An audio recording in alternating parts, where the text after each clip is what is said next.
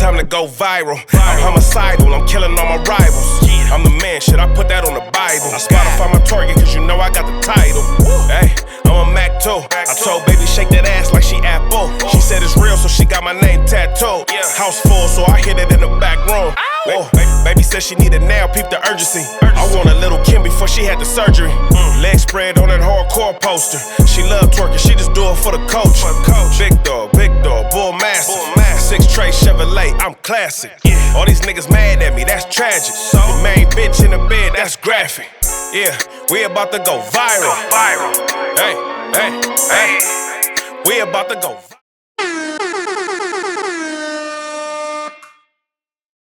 What's the deal? What's the deal? What's the deal, Viral Gang? Back at y'all with another one. This ain't that other one. Shout out to the Viral Gang members out there, man. Share, like, subscribe to the video. Like the video. Hype the video. We got the big three in the building. You know, we can ensemble this big three however we want to. You feel me? Praise Shout God. out to Rod in the building. Yes, sir. In the building that ain't ever going nowhere. Messiah the Gray here to lead the way. And Mr. Viral himself. The host that do the most. The villain, because they hate me for my opinion. What is the world coming to nowadays? Hey, man, it's something in the air, y'all. It gotta be something in the air. Because I was thinking, I'm like, damn, at first, I was really sitting there thinking, I'm like, a lot of things is just, I knew the world was plastic, but now it's getting to a global scale. You know, you deal with a lot of the fake shit on the lower level with people just in the trenches and stuff like that. But now the world is so much of, what I mean is everything being exposed as being fake now. Like, it's everything we thought was real is fake now. You know what I come to the terms and the conclusion is, you can either give a fuck or you can't. It's like Bashar say, everything exists at one time and then everything don't exist. It depends on what you want to focus on. It's like, I seen a Prince interview and he said, I don't think we was meant to digest the world's problems. We in America, we shouldn't be knowing what's going on halfway across the world, and we stressing over a location that we ain't never been and probably ain't never even gonna go. And that's what I think is going on today in the world, is everybody's taking on so much from around the world. People panicking over that's not even gonna happen. Like 85% of the stuff you worry about is never actually gonna happen. So I've come to the conclusion that some people love fake shit. Some people know it's fake and they want it to remain fake because the real is too much to face. Even with the content, you think people want real, and people like, no, my life is real enough. I want to come here and see some fake shit. So I'm like, you know what? Fuck it.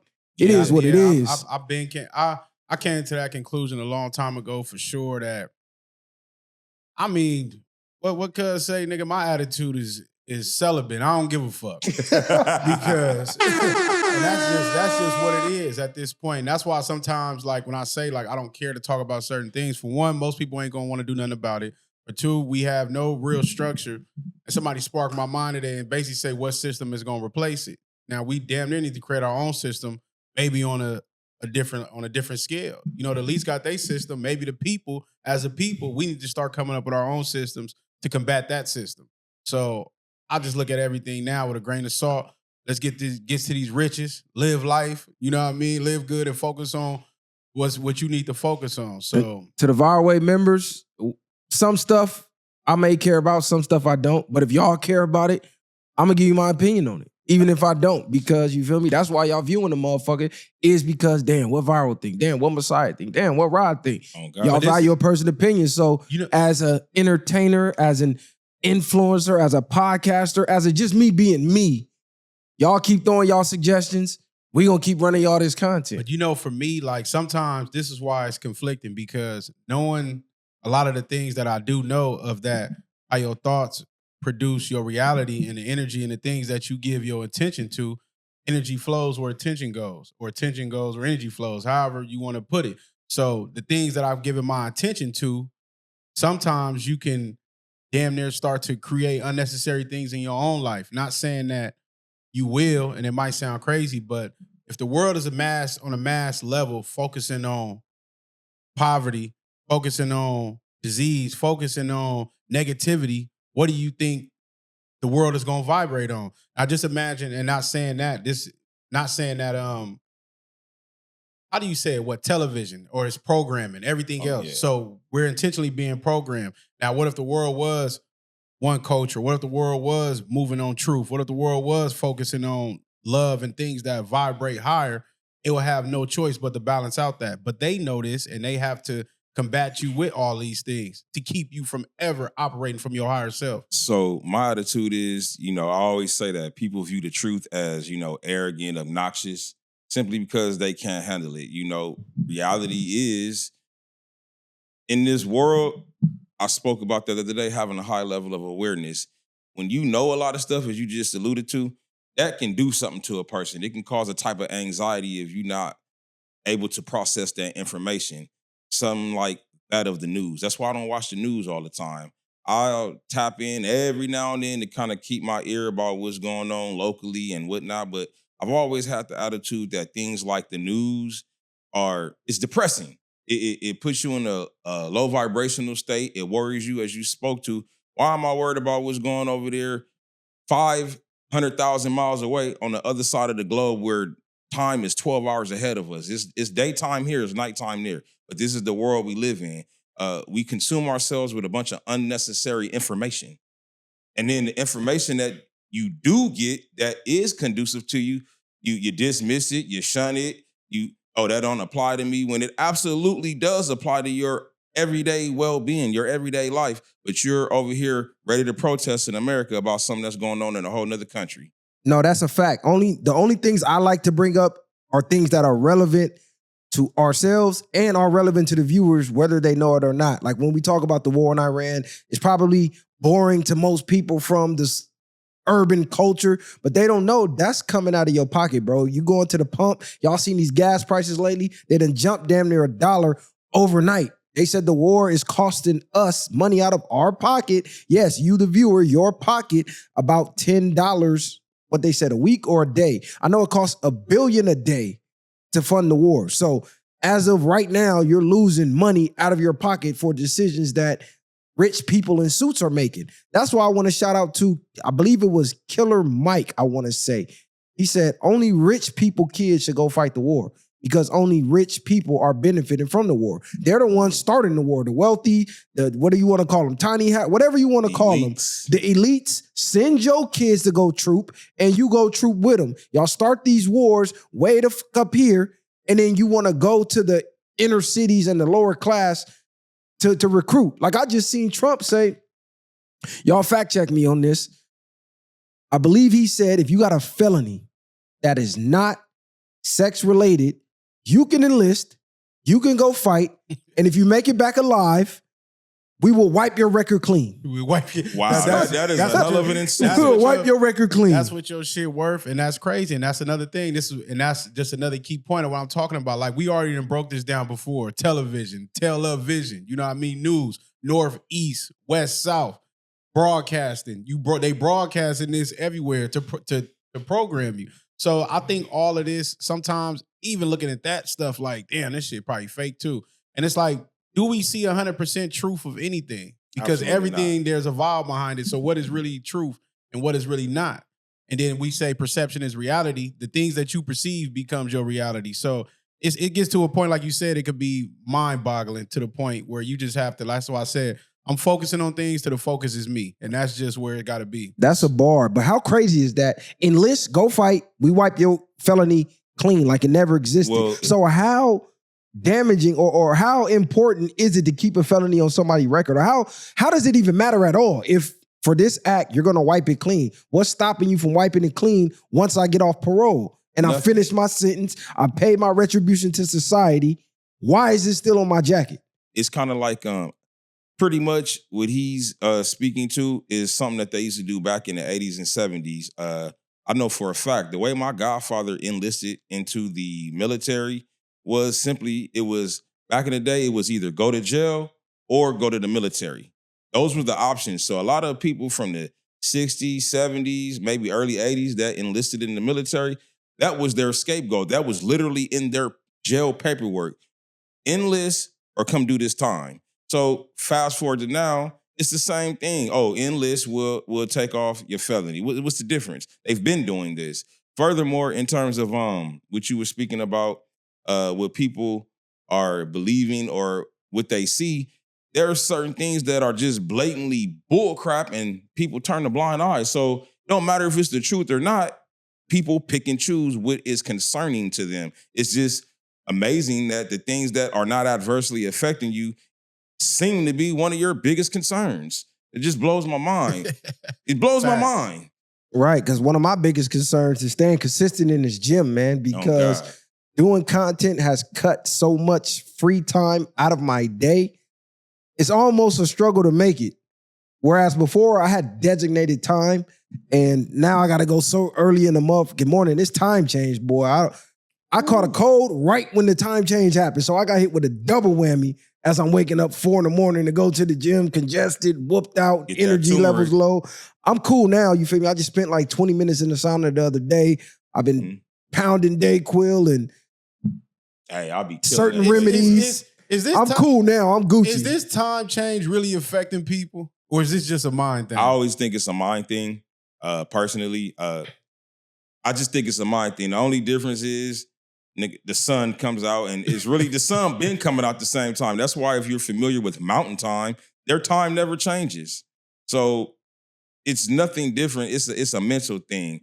If you go to bed at a certain time, you still gonna get those amount of hours of sleep. You're not gaining or losing an hour. If I go to bed at 9 and I get up 8 hours later, it's still gonna be 8 hours later. It's crazy though, because it's like they tell us time went forward or backwards. How do we know which one is really the right one? You know what I'm saying? How do we know we didn't go back to regular time versus whatever it might be? But for me, whatever this so-called time change, I didn't really feel it, but I do get to a point now where I've been feeling better since they said it's a time change. So it might have affected, like how you said it affected him negatively. It might have affected me more positively than whatever in a sense. So yeah, this daylight time saving shit, that shit gotta stop. It really. That shit gotta stop. How that even passed and stayed in for this long as society has transgressed to where it is now, to where we really don't need it, is crazy. Because you go to some parts in the world that don't exist. It ain't no way I go to sleep, time jump forward an hour, time jump back an hour. So now my alarm clock going off a little bit earlier, or it might go off a little bit later. It just depends on, if time went forward or time went back. So sun up, sun down, nigga. That's how you recognize. Bottom line. It's not because prior to the time changing, when you get up, the sun is up. But then once the clock jumps, now all of a sudden you get up, it's dark as hell outside. Man, right. and so... So your alarm clock goes off and it says the normal time you wake up, but it jumped an hour. So what I have always found odd, it's only an hour difference forward or backwards. Now, when the time supposedly goes back, you ever notice it literally gets dark, pitch black dark about 4:45.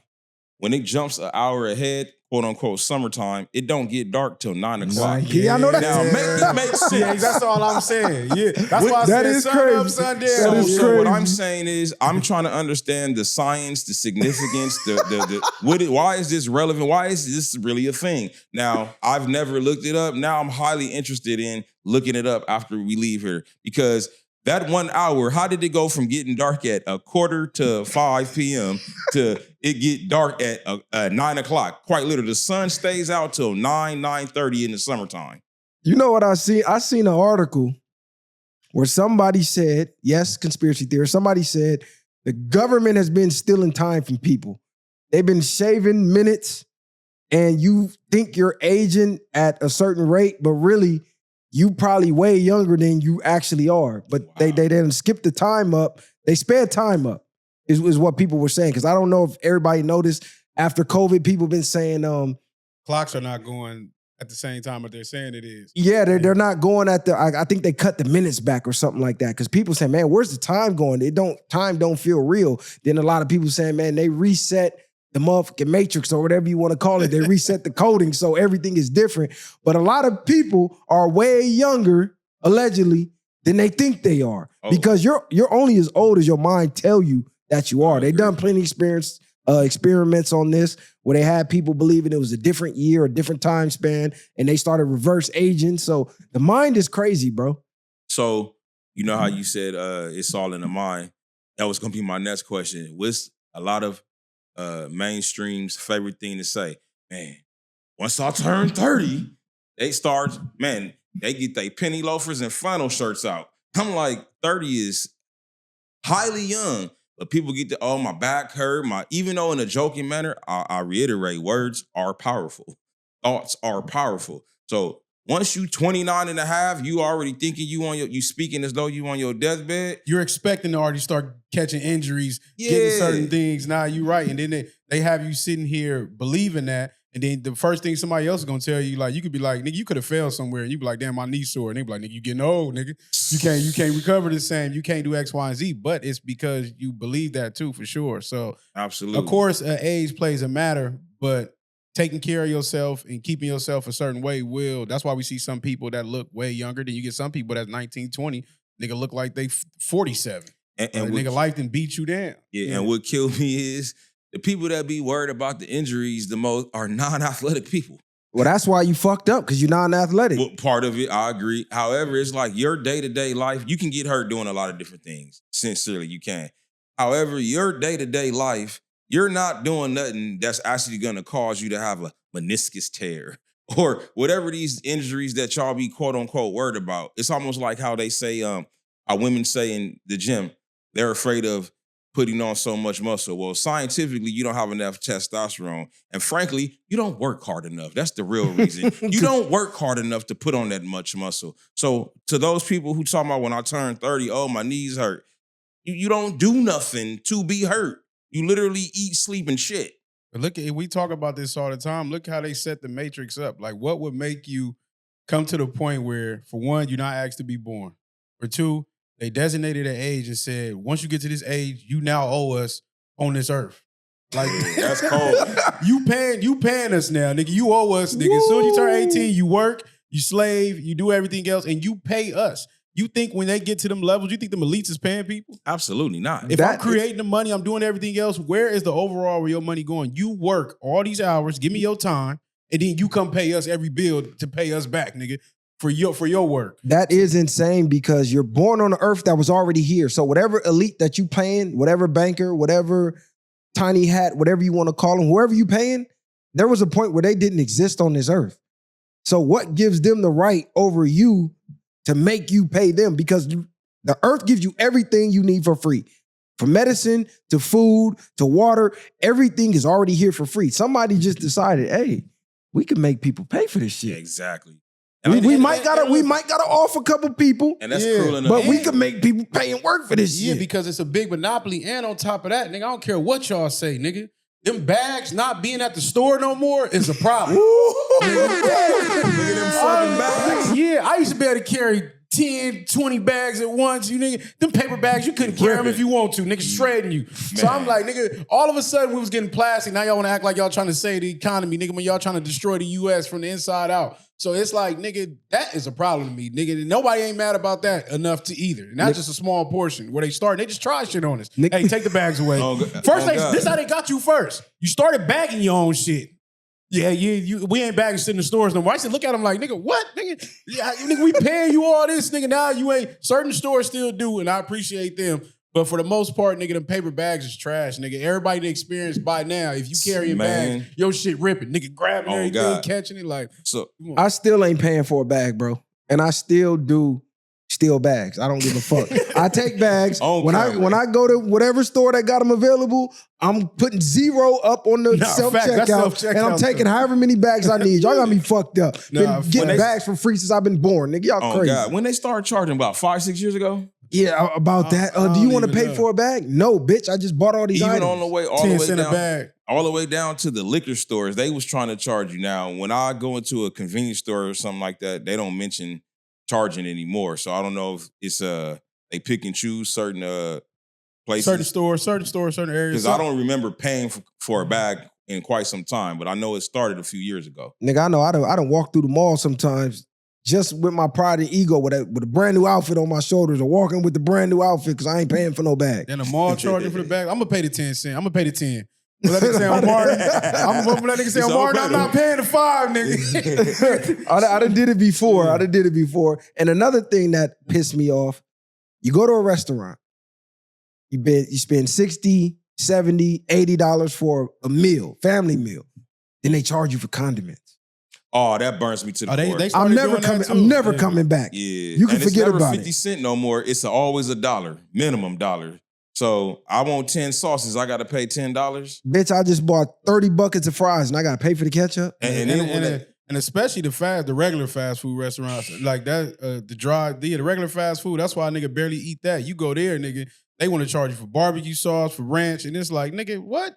Yeah, I don't understand these dry ass fries, everything else, and y'all Man. talking about charging for that. But my thing be, they'll get, like you just said, you got all this food, right? I got this big ass thing of fries, tenders, something that requires sauce. Nigga, you one. And you nigga gonna give me one. Two. Man, come on, man. And then when you ask them for more, they look like, it's like, hey man, what you niggas on the budget? You want, is this coming out of your pocket? That shit be the worst. The people who Man. take their jobs way too serious. Because I would have been Company a nigga handful of that shit. Here, take all Right. that shit. I don't give no fucks. Yeah, I don't work here. The niggas don't pay me enough, no way. Right, they robbing my black ass anyway. The fuck? Straight drop. Oh, so let me ask you guys this. Why we, conspiracies, whatever. I know this has probably been a topic, but again, global warming, messing with the temperature. I really think they messing with the temperature. I don't know if you guys paid attention. This was Sunday night, maybe. What's today? Tuesday? Sunday or maybe yesterday. Blazing. It was blazing. Nigga, I'm like, I know it's spring, so yes, it's warming up. But it felt like and I thought I was tripping. I'm like, hold on, before I turn on the AC in the house, I'm like, it's cooking in the house. Sometimes when it's cooking in the house, it's the insulation holding it in. So I walk outside, I'm like, bro, I feel like I'm on the strip right now. You know how the strip feel at about 6, 7 o'clock at night? It felt like I was on the strip. I'm like, what is the meaning of this? They must be playing with the temperature. I wasn't mad about that though. I was happy because I'm like, I like the sun. Well, I love the sun. Mhm. So I'll just be like, man, I start to think, this is a good time to go do some burpees outside or do something else. But like you said, it was cooking, but I'll be tired of the cold. That cold shit ain't for me. No, it wasn't that type of sun though. It was the type that cooked the skin off your back. The Man, type nigga. that you can't even stand in the sun. No, it wasn't that hot. This Hey, is- you ever seen the movie Riddick, nigga? The nigga step out in the light and skin get the peeling off. It was that kind of hot. And I know because my son Nigga had, see the heat waves in the sky. oh God, my son had training on Sunday. Peak heat, 1 p.m. So I was out there and I'm like, God damn, it's hot. Yeah. It was hot in the shade, nigga. I think it was the hottest day of the winter time. I want to say almost ever out here. It was like a record day. So, It was hot as fuck, nigga. So clearly it must be hot in other parts of America because a partner of mine, he sent a picture today of the thermostat and it read literally 102. And I'm like, in Michigan right now? That's odd. Somebody out here playing around with the temperature. Somebody ain't paying attention on their job or something. Because this is just unusual. Just like you said, it's been cold recently. I usually like the cold. I'm not one of the ones who always complaining about being cold. I'm usually complaining about being warm. But quite recently, the last couple of months, it's been bone chilling kind of cold. And I was wondering, I've been asking people who've been 40, hey, is it since I turned 40, is my temperature Oh, changed? cuz you just talking about that age shit. Now this Yeah, nigga talking now about he how cold. believes- Yeah, So- he going for it. now This he I changing. am asking. Yeah. Because Like, it ooh, just- my I knees just- hurting. Because it's been bone chilling. I've never experienced this before. So I'm like, is it really the weather, something off? Or is this some age stuff? Because I don't know. I've never had that bone chilling cold. Nigga need to go get his iron levels checked, nigga. Man, I take iron. I thought it was my iron. My iron was low about a year or two ago. I had to get that back in order. So I did question maybe how's that dropped? What happened to global warming talk, period? Remember that was the thing? Oh, always global talking about warming. global- The Antarctica. ice caps are melting. We do for already- tsunamis and floods. And you remember we was young and they said spraying spray hair was destroying the ozone as we're watching planes fly over us daily and dump all type of chemicals, aka chemtrails, Mhm. daily around the world. But a spray bottle of hairspray was putting holes in the ozone layer. That's Like, are you for real? Man, do you see the smog coming off these trucks, coming from these factories? The And y'all global- believe the- some the- fucking hairspray was destroying the ozone? global warming, that was already part of they already got through that piece of the program. They already got through that script. Like, they prepared us for the global warming. Now they control the weather, so now they like, nigga, on to the next. Nigga, we on what we on right now. Like, what we see going on. So I just think, yeah, it's just wild. And like I said, it'll drive you crazy if you get too deep into them rabbit holes sometimes. What happened to the aliens? Y'all forgot? They was just talking about dumping them files. Mm. That shit didn't work. went to Iran. What happened to the aliens in the mall in Miami, nigga? I still ain't heard about that shit. No, they said this is part of the plan right now. Like the aliens will be brought back up. They said they going. They said they doing this what they doing right now. One of the next moves they going. It's gonna be the aliens. They gonna start putting that shit in the sky. Remember, I think it was in Asia or something. The stuff was flying. We seen the whales drones. But it was like holograms or whatever. So that back to what we was talking about the last time. They gonna get the aliens, make you start believing the aliens is real. Then they gonna get, whatever part in the world, they're gonna make it to the point where if you believe in Jesus, they're gonna make you think you see Jesus. They're gonna make you think you see Allah, and they're gonna spread this out at the same time. And they said everybody's gonna get on the ground kneeling. Then I asked the question, I said, what if you don't believe in God? Are you gonna still fall for it? But it goes to the point, like you said, of putting the things in your head and all that shit. So in terms of aliens, all these types of things, I've not heard nothing about Area 51 in a long time. Like since a teen. Like they don't even talk about Area 51 no more, which I do know that the airspace is controlled. You can't even fly within so many feet or whatever of it. But so with Area 51. I think a lot of people found out Area 51 was low-key a decoy. And the real shit is what's going on in Antarctica. Because how we at war with Iran here, but then you go to Antarctica and we got peace with Iran. Not only do we got peace with Iran, every country around the world, continent, major world government, all has a peace treaty right there in Antarctica, but they're all warring all around the world. So how do that make any motherfucking sense at all to anybody? And you can't go over there. I don't know if y'all saw that, the 19-year-old, Cub flew over there. The little Asian dude. And I don't even think we seen Cub since. I don't think we seen dude since. They said they got rid of him. And then they gaffled him up. There was the other dude that was trying to record. They took his phone and stuff like that. What's crazy is that one of them games we had Area 51 as a level. I forgot. I don't know if it was Duke Nukem or something. It was one of them shooting games we had. Area 51 was a level. I didn't pay attention to it back then. And did we talk about that on the last one? About the brain matter that was playing, motherfucker? That was crazy.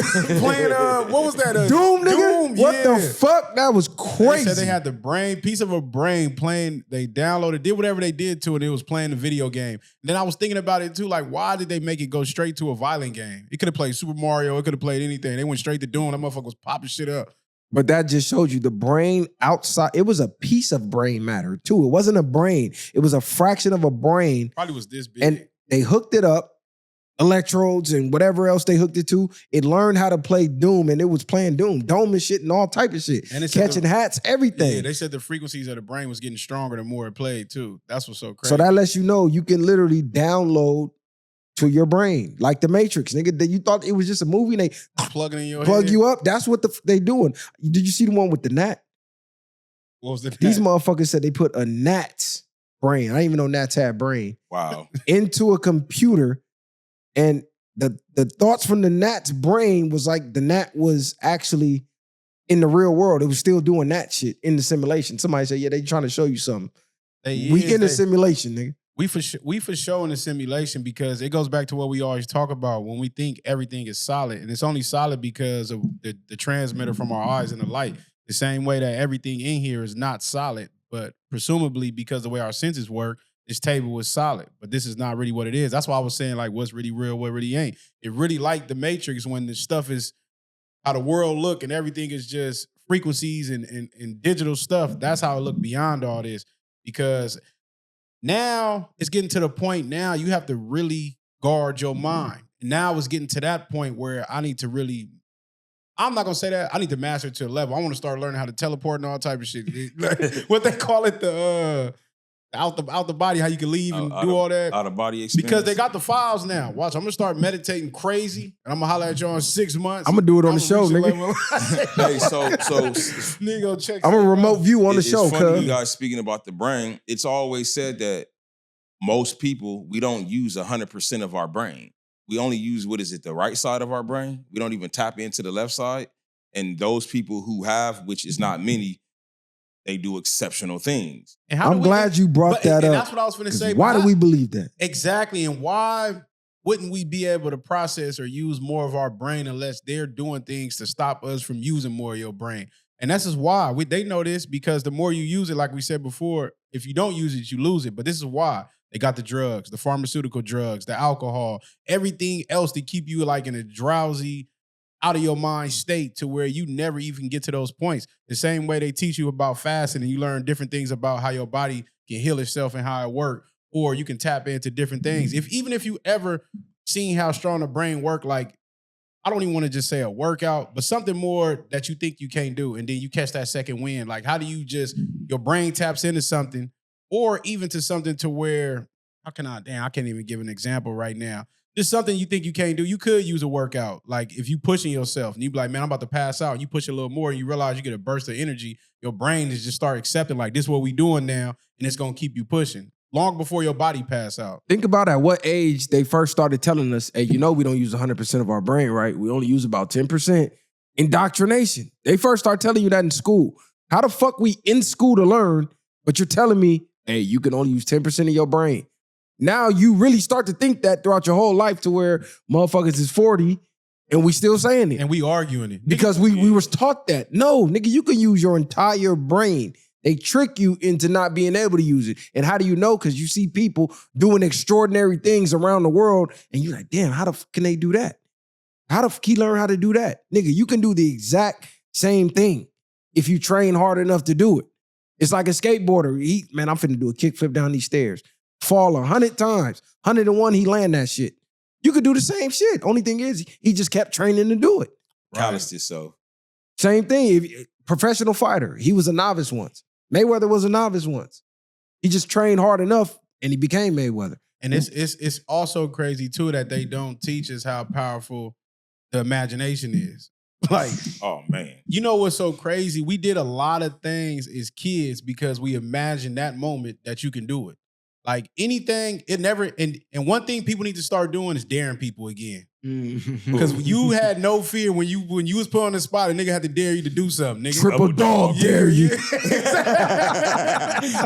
Word to a Christmas story, nigga. So I think everybody should dare more people to do things and get rid of them fears. Because like when I think about myself, like when we did whatever, we was riding bikes, you know what I mean? Or we was doing backflips and stuff like that. Like, nigga, in my mind, I'm like, I know I could do a backflip. I know I could do that. Like, it didn't really, I could just see it in my head one time. I'll look at maybe it's a table right there. Okay, I just need to flip like this, maybe off the diving board. Same thing. You need to flip back a little further. I can't just come straight up and down. You might bust your head on a diving board. But a lot of things that you imagine doing as a kid, or even playing, think about when you play sports. Like, nigga might get on the court like, I'm Steve Nash today, nigga. I'm gonna throw 10 dimes, or I'm gonna be like Kobe, nigga. I'm pulling up from anywhere, nigga. You be surprised at yourself, a nigga done played out this world. So imagination is powerful, and a lot of things that came into your life, whether it's good or bad, is because you imagined it. Think about how many people got negative thoughts 24/7, and then they think some positive gonna come out their life when they think positive for 1 hour. You got 23 hours of negativity.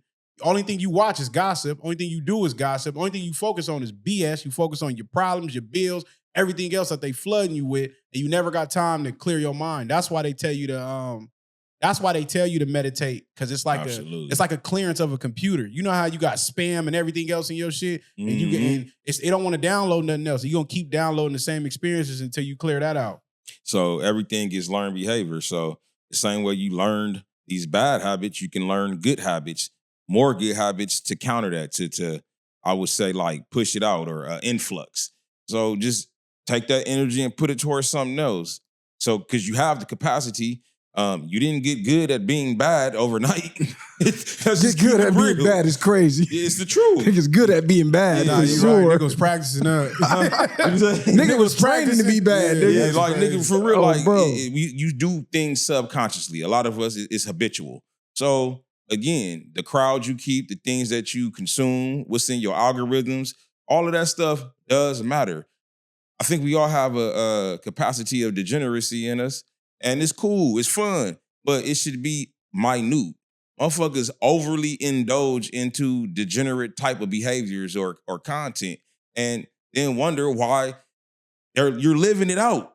You don't even realize you're living it out. I seen something today, someone said, it was a lady. He said, the fact that some of y'all are 35 plus years old and you still brag or boast about being crazy, toxic, having a bad attitude, these types of things, that is astounding. That you actually find that to be a thing and it's cute, it's something to make a joke out of. No, that's not good. But you've learned this and people have enabled it too. They've allowed it. That made me think of D1, the rapper. Nah, but you know what's crazy that you just said that? Because I seen something. They said, why do everybody so obsessed or want to be YNs? And then the dude gave a point where he basically, I can't even break down everything he broke down, but he was just like, it's easy to be dumb.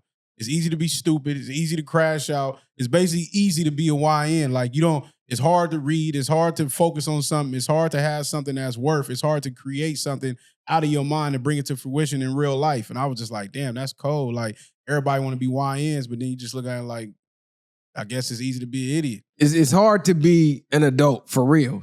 That's why you even get niggas saying, man, I'm just going back to jail. Man, I got 3 hots in the cot. I ain't got no responsibilities. I ain't got to pay no bills. I'm cool. That's a crazy mindset to have, but it is a mindset that people got. And another problem, I don't even, should I call it a problem? One thing I noticed about society, they got a thing with humbling, strong, successful, confident black men where they want to tell you be humble. Look up the definition of humble. Look up what the word humble means. Why the fuck would you want to be that? I will never be humble. But for some reason, anybody who is confident and striving, people want to humble them. And that's what I think is going on with 50 right now. When he's getting the hate with this TI stuff, oh, we want to humble 50. Same thing when Mayweather was winning. Oh, we want to humble Mayweather. Just go look down your timeline. Jay-Z been winning so long, man, we got to humble this nigga. It don't matter who it is. If you're winning for too long, people want to humble you. Oh, yeah. Well, the winner always, so in the beginning, sports is a prime example of that. Winning teams that win a lot, in the beginning, they have a strong fan base, starting with theirs, and then bandwagoners, so forth. But as they continue to win, they turn into the villain. I never heard nobody until the last 2 or 3 years villainize or make the Chiefs and Mahomes a villain. But the last 2, 3 years, oh, y'all can't stand them. You know what that sounds like? When everybody hated the Patriots for the last 20 some odd years. Now, at the end of it, which I even openly admitted to, hey, I have an appreciation for Tom Brady, Belichick, what they did. You got to appreciate the game. But in the beginning, yeah, I was one of them people, I hated them. I mean, because you just get tired of seeing them win. That's crazy. That's the real. Even when my squad, when the Lakers and when Shaq and Kobe and them was winning, if you wasn't from LA or an LA fan, man, motherfuckers talked about us like a dog. The same way we talked about the Celtics.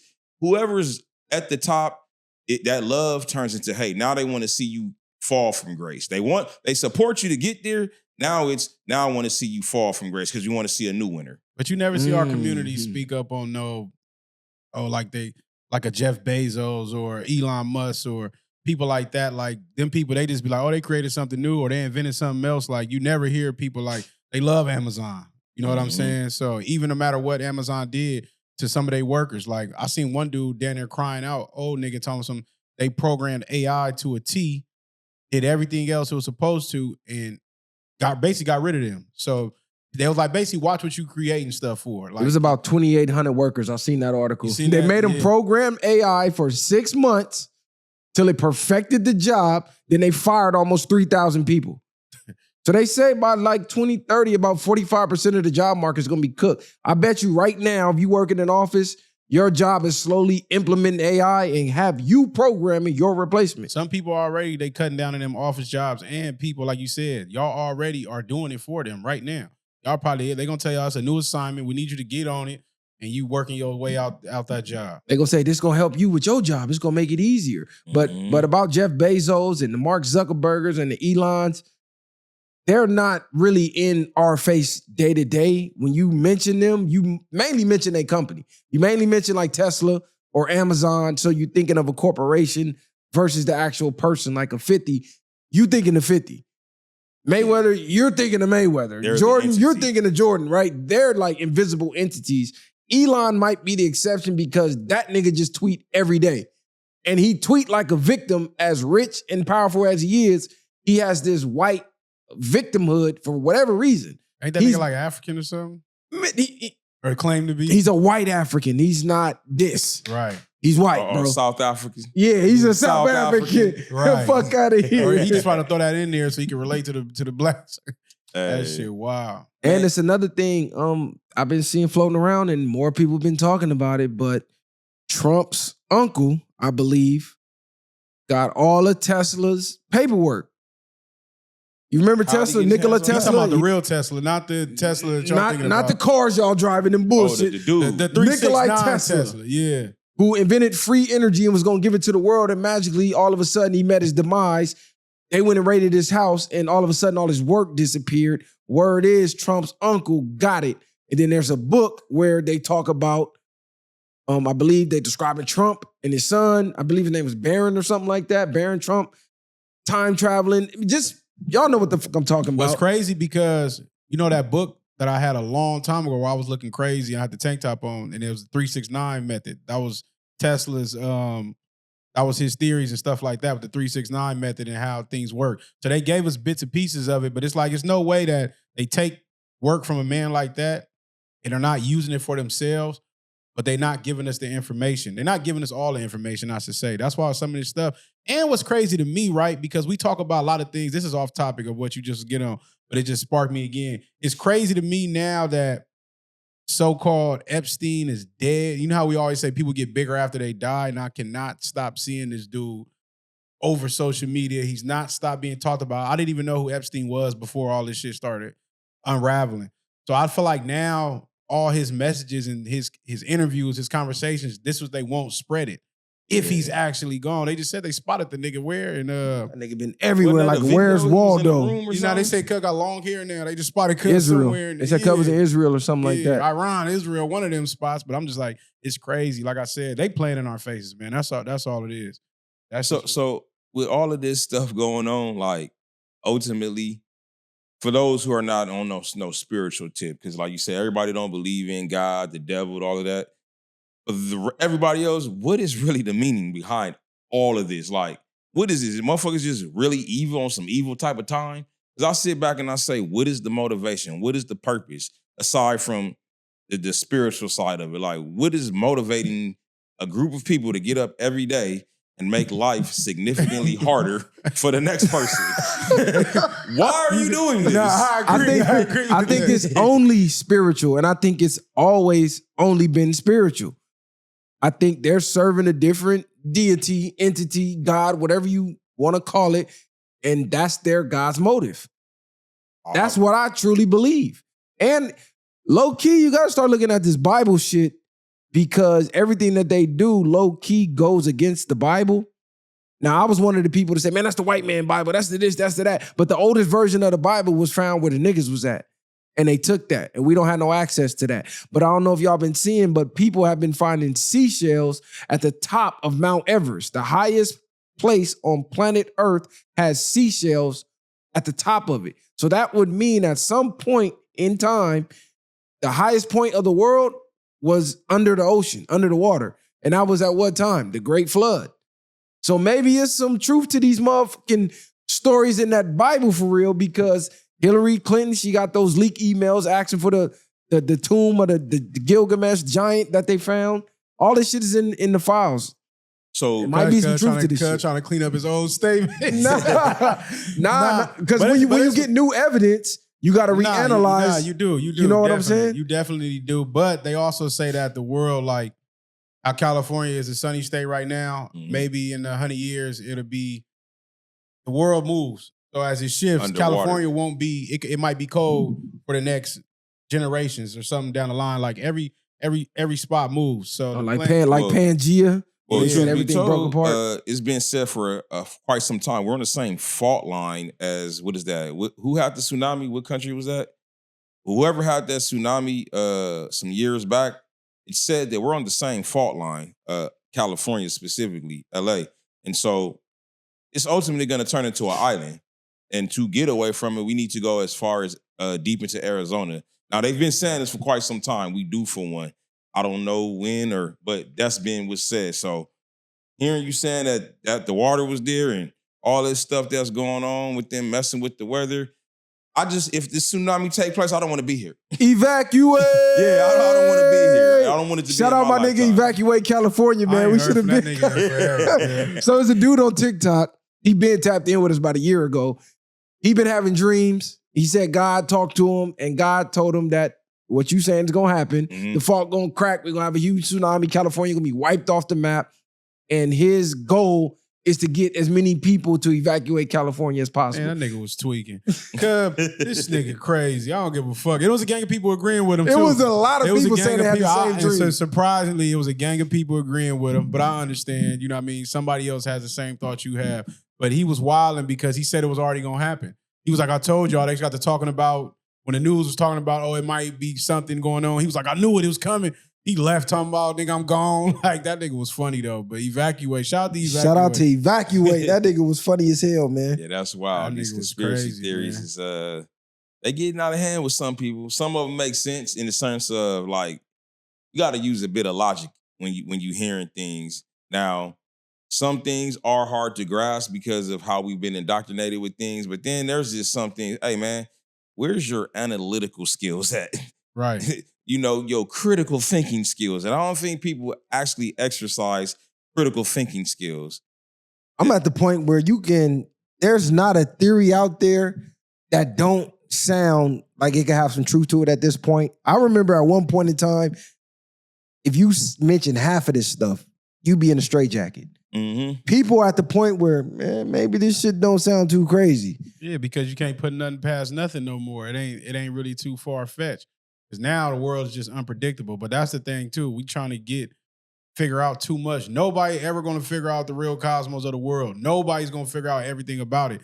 So it's like the more we trying to get all this information and figure stuff out, it's like whatever's going to happen. That's why I be saying I don't give a fuck. Because if they bomb it or do whatever, you're cooked. If you ain't prepared already with a cellar, something under the ground, with some food and everything else, you're done. If you don't have no emergency evacuating, you're cooked. If it come flood from the ocean, you're cooked.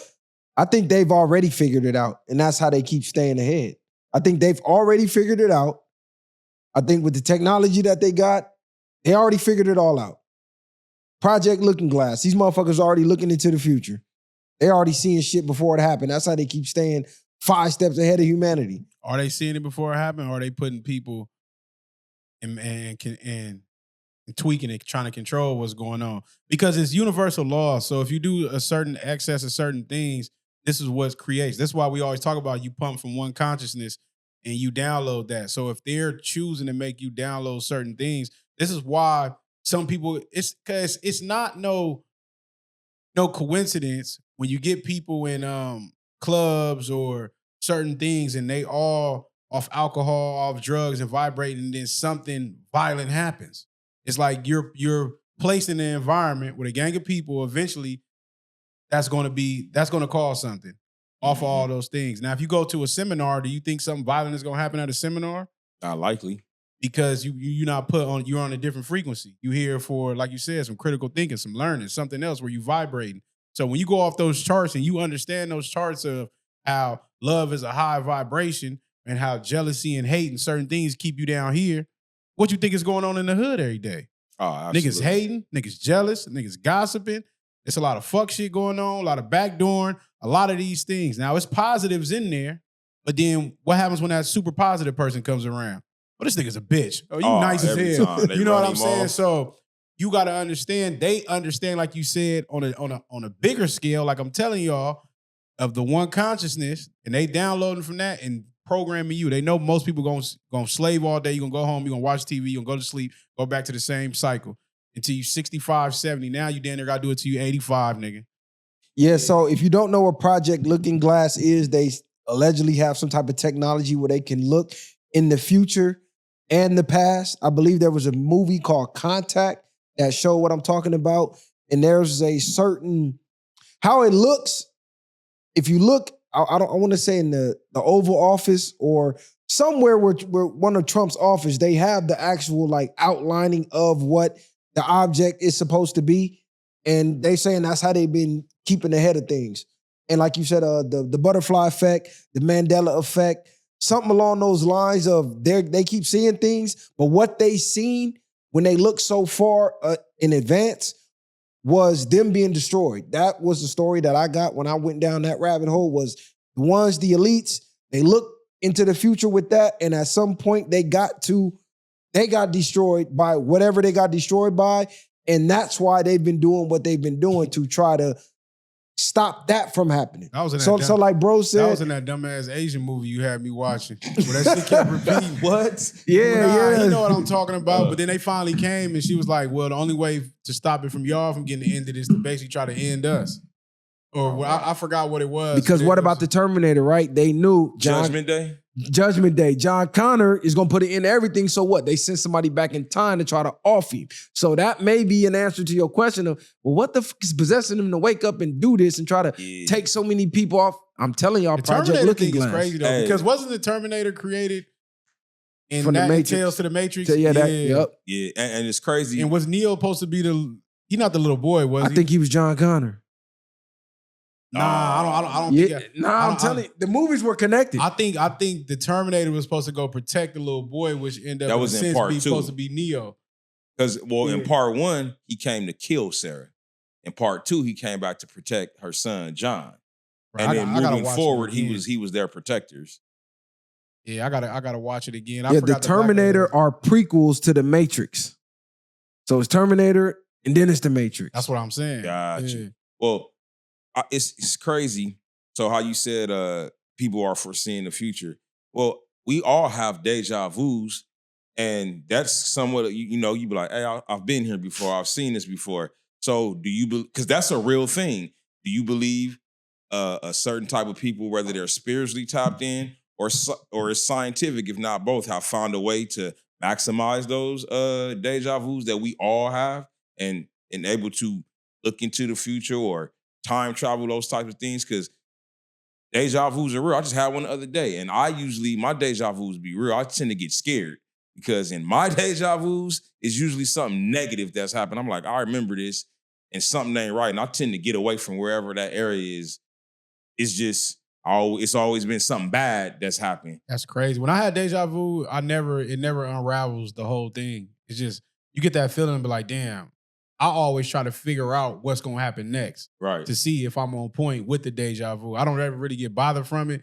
I just go on about the day regular. But for the most part, yeah, I don't know, man. They say it's like a blip in the Matrix. Like, you know, they say everything is happening all at once. Like the eternity is all happening right now. Your entire life is playing out in the now. So the deja vu is already happened. And they say it's like a glitch where you kind of get a jump and see in the future of it happening. So when you come back to before it happened, technically, you're like, damn, I feel like I've been here before, because technically you have. On some That's So Raven type of shit. If everybody ever watched That's So Raven, she'd have these epiphanies and then she'd come back.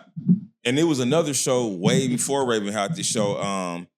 It was like some superhero. I don't know what it was, but he used to have those same visions. He'd vision something and then he'd come back, morph, whatever. He wasn't no Power Rangers, but he morphed and He tried to let know he wasn't Power Rangers. no, it wasn't. But he would do whatever, get into his gear and go handle business. But it'd be in the Matrix though. But he'd have these visions. So Was he black? now it was a white dude. Matter of fact, I want to say it was of them three white boys, his brothers. They used to have a show. It was one of them, one of the brothers. Ed, and Eddie? Huh? Ed, and Eddie? I don't know what It was- This nigga talking about some Ed, and Eddie. This nigga wild. But it was these three famous brothers. They used to all be on TV. They had a show Oh, together. you talking about a real show? Yeah, but one of the brothers, of the three brothers, he got his own show later when he got older. The fucking Jonas Brothers? I can't call it. Somebody in the comments is gonna let you know. They But know. it was three. It was from the early 90s. And the oldest brother, matter of fact, the oldest brother used to be on Blossom. Show wasn't no Jonas Brothers. Nah. That's recent. So whoever the oldest brother was on the Blossom, not the drug addict one, but the one with the long hair, he got two younger brothers in real life, and they all had a show. And they were popular in Hollywood. They was something like the Jonas Brothers. They were multi-talented. But one of them brothers had a show where he was some superhero and he could foresee the future. I'm gonna go find it and look it up. But I used to watch that show religiously. I ain't had deja vu in a minute. I used to have it a lot when I was a kid.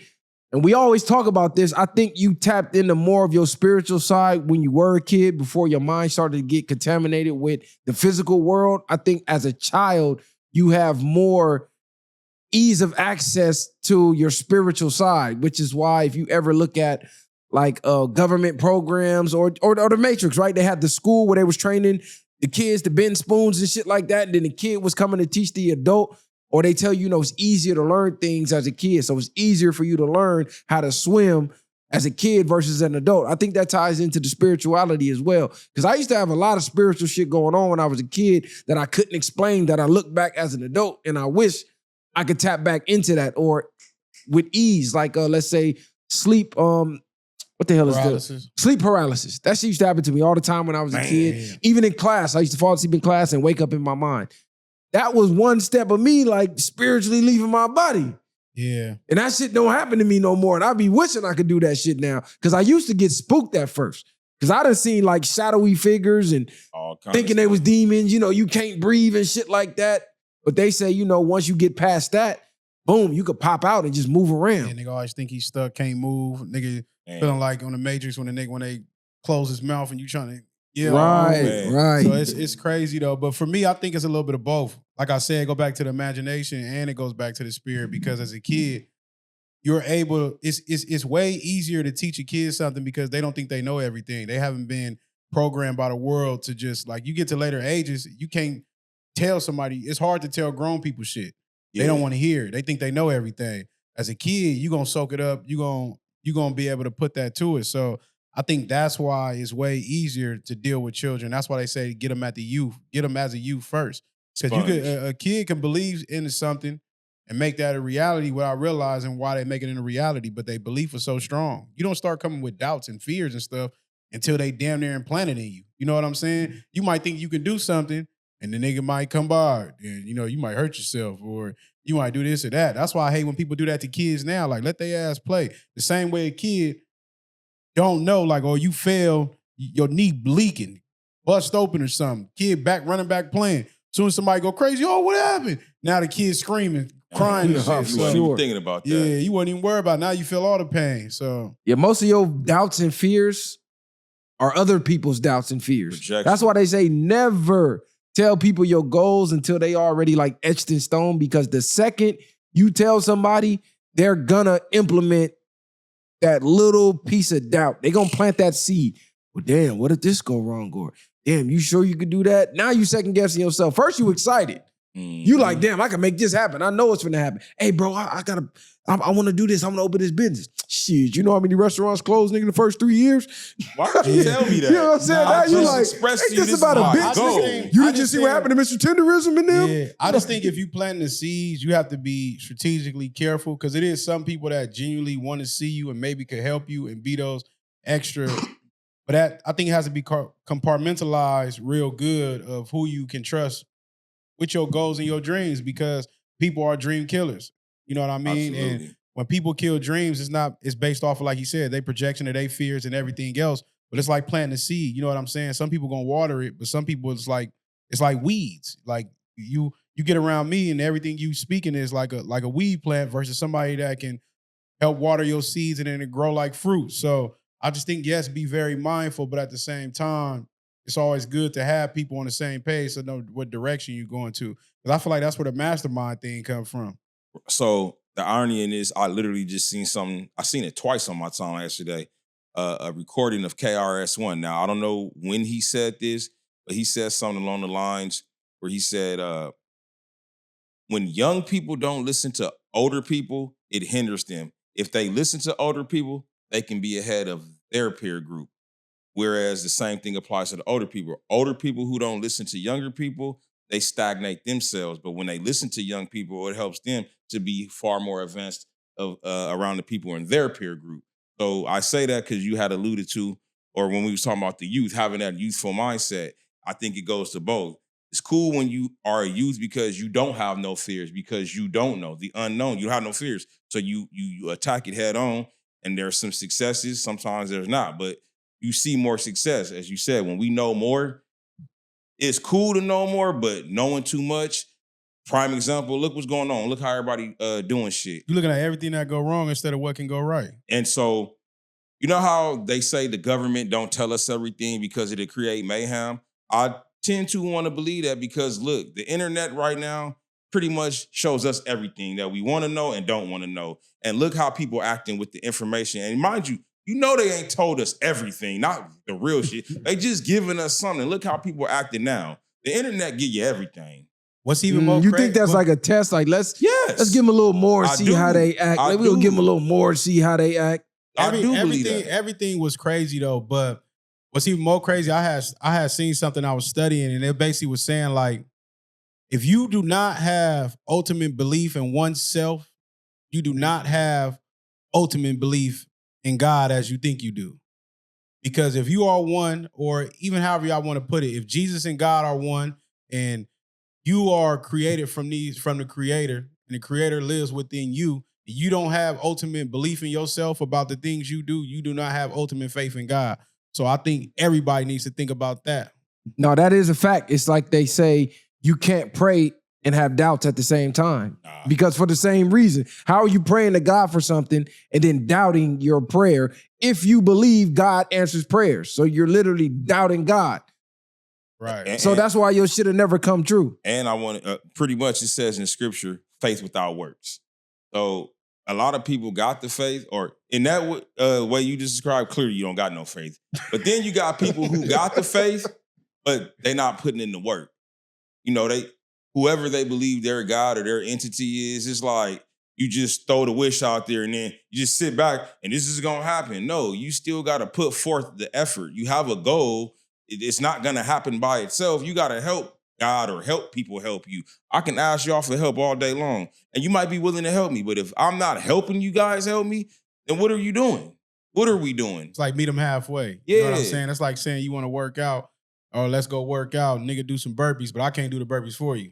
Correct. Right, but I can show you. Yeah, I'll show you, but you gotta want to change. You gotta want to see this progress that you're praying for. But the point I was trying to get at, it goes back to what you say a lot, like how you be telling yourself, like, nigga, like, oh, if I'm the main character or I'm this, I'm that. It's like, damn, you have to operate from a sense of point to where I want to just say, it's basically simple as that. Having an ultimate belief in yourself, believing in the things that you don't see.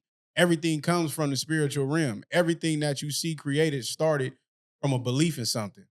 Everything, these glasses, somebody believed they could make it. This mic, somebody believed that they was short enough that they was going to get it done. The same way I'll always like to use Henry Ford. They thought he could never build the engine and do all those things, even though he had workers doing it, and they told him it was impossible to do. His ultimate belief was just kept telling him to do it, do it, do it. And then eventually it was done. So have ultimate belief in oneself, man. I love when people say I'm the main character or I act like I'm the main character. That lets me know I'm living on the frequency I'm supposed to be living. Because when you're watching me, I should be acting like the main motherfucking character because I'm the main character in my motherfucking life. This is my brother, but he's supporting cast in my life. Just like vice versa, I'm supporting cast in his life. When we leave each other, he's still him, I'm still me. We're still living in our own world. So why would you not be the main character in your world? Everybody else is supporting cast. That's including your wife, your husband, your parents, your children. They're all supporting cast. Your friends, co-workers. Ultimately, you are the main character. So you should be living like you are. I think more so when people probably be on here saying that, it's more like looking at it as if you discard or you feel like you're better than everybody else. So I think that's where people get where that stuff came from out in the world. And that's the self-projection because I don't feel like I'm less than anybody. So the people that they deem as better than you, if you don't bow down to them the way that they think you should, oh, this nigga think he better than there. Yeah, I do. Fuck you mean? If we go race, nigga, I think I'm faster than you. Why not? You gotta prove you faster than me. I think I could jump higher than you. I think I'm stronger than you. I think I can get more bitches. I think I'm just the best, period. And you got to prove me otherwise. So is that a level of delusion? Yes, you got to have a level of delusion to be successful out here. Yeah, like you said, I'm not saying for somebody to create this microphone. Do you, this what I mean. No, you had to be delusional, nigga. No, you didn't have to really be delusional. Of course, there's a level of delusions, but do you feel that way about everything, or do you feel that way at things that you already know you good at? Things that I know I'm good at, because whatever is the unknown, I don't really know. So it's hard to have that level of confidence in something you've never actually done. But something that you've done repetitiously, I know I'm better than you at, or I believe I'm better than you at, period, point blank. Now, you can have common sense Like, okay, if I'm gonna go fight a professional boxer, if you're not a professional boxer, you never train like one, common sense says they put in the work to be better than you. So there's no reason for you to believe you can beat them. Not because you can't beat them, but because they've actually done the work. But why? You're not as delusional as you say you is. No, because that is delusional. That's foolish delusionalness to me. There's delusionalness that you need to accomplish things, because to sit here and envision a smartphone, a telephone at all. I'm going to be in California, but I want to talk to my family in New York, and I'm going to create a device where I can push some numbers and instantly reach them. You got to be delusional to think you could have came up with that when we was using carrier pigeons. So you got to have that level of delusion to complete those type of things. But if you ever have honed in a skill, any skill in the world, let's say you got a trade, you put in your 10,000 hours. There's no way somebody who's never done what you've done at all could just walk through the door and be better than you. Not because they can't or they can't hone the skill, they just haven't put in the work. So if you got a skill, you know what it takes to get as good as somebody that's a professional at their craft, and you got to respect that. And you got to know, hey, I just ain't put in the work to be there yet. Let me ask y'all this then. Okay, since we on the 10,000 hours, as Papoose put in his 10,000 hours. Well, let me get right into this. Because according to 50's formula, is he delusional right now? Because it's a lot of rappers that Pat been rapping a long way before these niggas that came in blue. You didn't hear some rappers say, nigga, I didn't even care about rapping in blue. So is that from what? Did they have a better level of delusion? So I would say, first and foremost, regardless of where his career or where it should have been, lyrically, the man can rap. Even I heard what he spit the other day. It was bars. What I will say, nigga, you delusional to try to do that now. You don't have. Oh, you said in the group chat that nigga was top 5, nigga. I said, dialogue. But I also state, well, maybe I put that on the post. I didn't put it in the chat. But I also stated that I don't think he has the backing, the power, the money that it's going to take. Sure. Oh, he got Clarissa money. He's spending the fuck out of that. That's cool. But she even herself he don't have the backing. He don't got enough, dirt or skin in the game at this point to sustain this. Now, had he started when they both came out, or his career was up to par with whoever, Ross, T.I., Ja Rule, all them, he might have killed him, but they had some motion. Hey, Papoose, you kind of like... Pat probably didn't want no beef back then, and he was already beefing with like Uncle Murder and them. But not even just that, he had his moment already. Like, and his past. No, what I mean is, his moment of beefing with 50. Like, he had his little back and forth. They shit died off. He had some more new beef. And you just jump out the blue and make a diss. So it's like, it looks like chasing. To me, exactly. You are. Yeah, Pat cloud chasing was crazy. And don't mind you, I like Papoose music for real. Like, shit that y'all don't even know about. Like, he should have took off. But they said, damn, that is crazy though. Papa fool. Y'all see allegedly, this is the last thing I'm gonna say too. Allegedly, they said 50 coming out the cut for rapping on the Miniman beat, said that shit wasn't clear. So he's trying to come from Pat pockets. Y'all he ain't got much to take. Yeah, I mean, they said he's going to go and clear some bag. 50 put a meme out, the secret formula on how to never blow up. It says 1 rap career, still rapping, plus 25 years, still waiting, plus 0 hits, still 0. The result is Papoose. That's fucked up. Hey, I really like Papoose old music. I really like him. Nah, I like his music. I like his old music, but it is fucked up that he never really got hit. I heard somebody say his biggest hit was a feature, and that was on that Touch It. That Touch It, yeah. Got New York City in the palm of my hand. Like, I mean, and you know what's crazy? We literally listened to Pap's music, like for real, no cap. Before Love and Hip Hop, I'm talking 05, Charades. 04, Charades. We talk about Monopoly, past the alphabetical slaughter and all that. 1.5 Job, the Menace to Society, when he was making songs out of movies, nigga. Facts. We was listening to it back then, waiting on a nigga to blow up. So 50 low key got a point, cuz he never blew up. Some people just it's like we said before, timing. You can have all the intangibles, but you still need to know the right people or rub shoulders with the right people. Who knows what happened in them executive rooms, whom he rubbed the wrong way, or he just wasn't willing to compromise himself for certain things. Because when you in that industry, you got to compromise your art. You might want to do it this way. They like, oh, well, we think you should do it this way. You like, that's not me. Or on some of the Illuminati shit. Something transpired to where he is not where he should be, because I don't think anybody's saying the man can't rap. He does it effortlessly.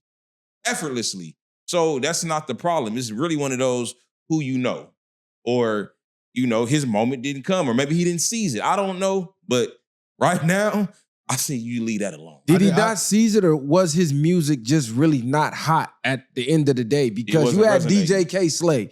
You had the biggest DJ in New York at one point in time. K-Slay had his own motherfucking show on Hot 97. So your music is getting directly played from K-Slay. So if you can't resonate in New York with K-Slay, some people, come on, bro. Pap had a lot of push. He had got signed. He was a 1.5 job back then, and it was a lot. I just think he couldn't transcend of he's a nigga that's too smart for his own good, especially in his music. Like, he's using words that niggas ain't never even heard of, and it's to a point where I don't think he was able to break in and make commercial hits. I don't think he cared about that. I think he thought, because he got hot with his style, that he didn't have to adapt at all to what the mainstream needed him. And when he got that, because he damn near had the hardest verse on Touch It. He did. He had the best verse. He had the hardest verse, and then I don't know what happened. Like, and then certain videos of songs, I don't think they made commercial videos, like the song he did with Shaq, You Can't Stop the Rain. Like, certain songs he had that they didn't make big, try to make into big records that was actually big records. You know what's crazy? One of his biggest songs has a 50 feature on it. So for them to be beefing right now, Hustle Hard, that's one of his hardest songs. And he made a video to that. Back in the DVD days. So for them to be beefing right now is crazy. If 50 posts that, that's going to be even more crazy. But this is the craziest chain of event. Him and Max B had a beef back then. Papoose came down to the radio station, ran down on Max B.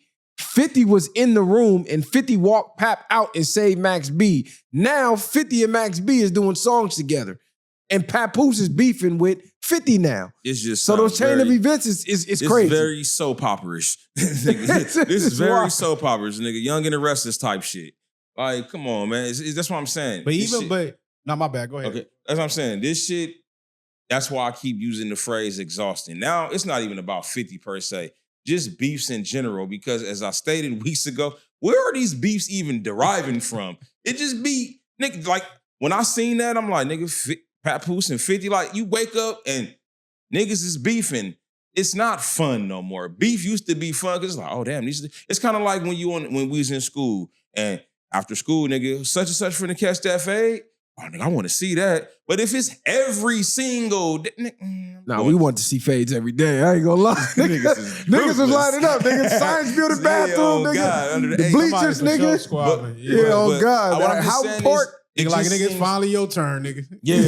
Right. It's just the beefs don't seem authentic no more. How we talked about being positive, and it gets to a point it just don't seem genuine. These beefs don't seem genuine. So again, Pap jumping out here this time, bro. That is the ultimate, whether it is for you or not, to the rest of us, that look like some clout chasing. You know what Pap saw? From? He saw the reception Fabulous got, and then he saw, damn, they cheering for King and Damani? Oh, nigga, they finna go crazy for my shit. Right. Them niggas like, Pap, go sit down, cuz. Go spend clear some money, bro. They like, nigga, this nigga doing a rap in the car. But that's his thing that he do, though. He do be dropping bars in the car a lot. I guess they just looked at him like, we're not taking you serious, Pap. And then you still got the residue of the Remy situation, your Clarissa stuff, like they still ain't clean that up. The residue was crazy. No, they because they killing him. He went from the #1 loved black man, black love, to now this Clarissa's bitch. He's spending Clarissa money. He living off a woman. You see how quickly they turn on you? Oh man, how? Die the hero or live long enough to see yourself become the villain. It don't matter. Or they love you, then they hate you, then they love you again. That's why you come in the game the villain. Hey, God. My favorite villain is right here on the inside of my arm, Joker. And anybody who privy to Joker, hey man, he was spitting. My 2 favorite villains is him and Bane. If you ever go back and watch Batman, like really watch their characters. And like you said, not to cut, I keep doing that. This nigga crazy. You hey, this nigga crazy. The real Joker though. The real Jack Nicholson. Because not the nigga that did the one coming down the steps, and you know what I'm talking about? Oh, you talking about, I'm talking about the Joker, the nigga that died. He died. Heath Ledger. He's Ledger. Yeah, so he's the all-time greatest. Jack's still right there, and even Jack gave it to him. But if you listen to what Jack said in Batman Part 1, but really listen to Heath Ledger, the stuff he's spitting, Joker be telling you some everyday type stuff. If you look at any movie with the the villain is always the coolest and they tell the realest shit. So why not be the villain? But I get it for the sake of goodness. Oh, he got to die in it. But like you said, what 50 say? I turn off the movie because the bad guy died in the end. Hey, the villain is the hero that's misunderstood. No, Remember that. He said that on Obi Trice shit. No, he said, damn, what he say?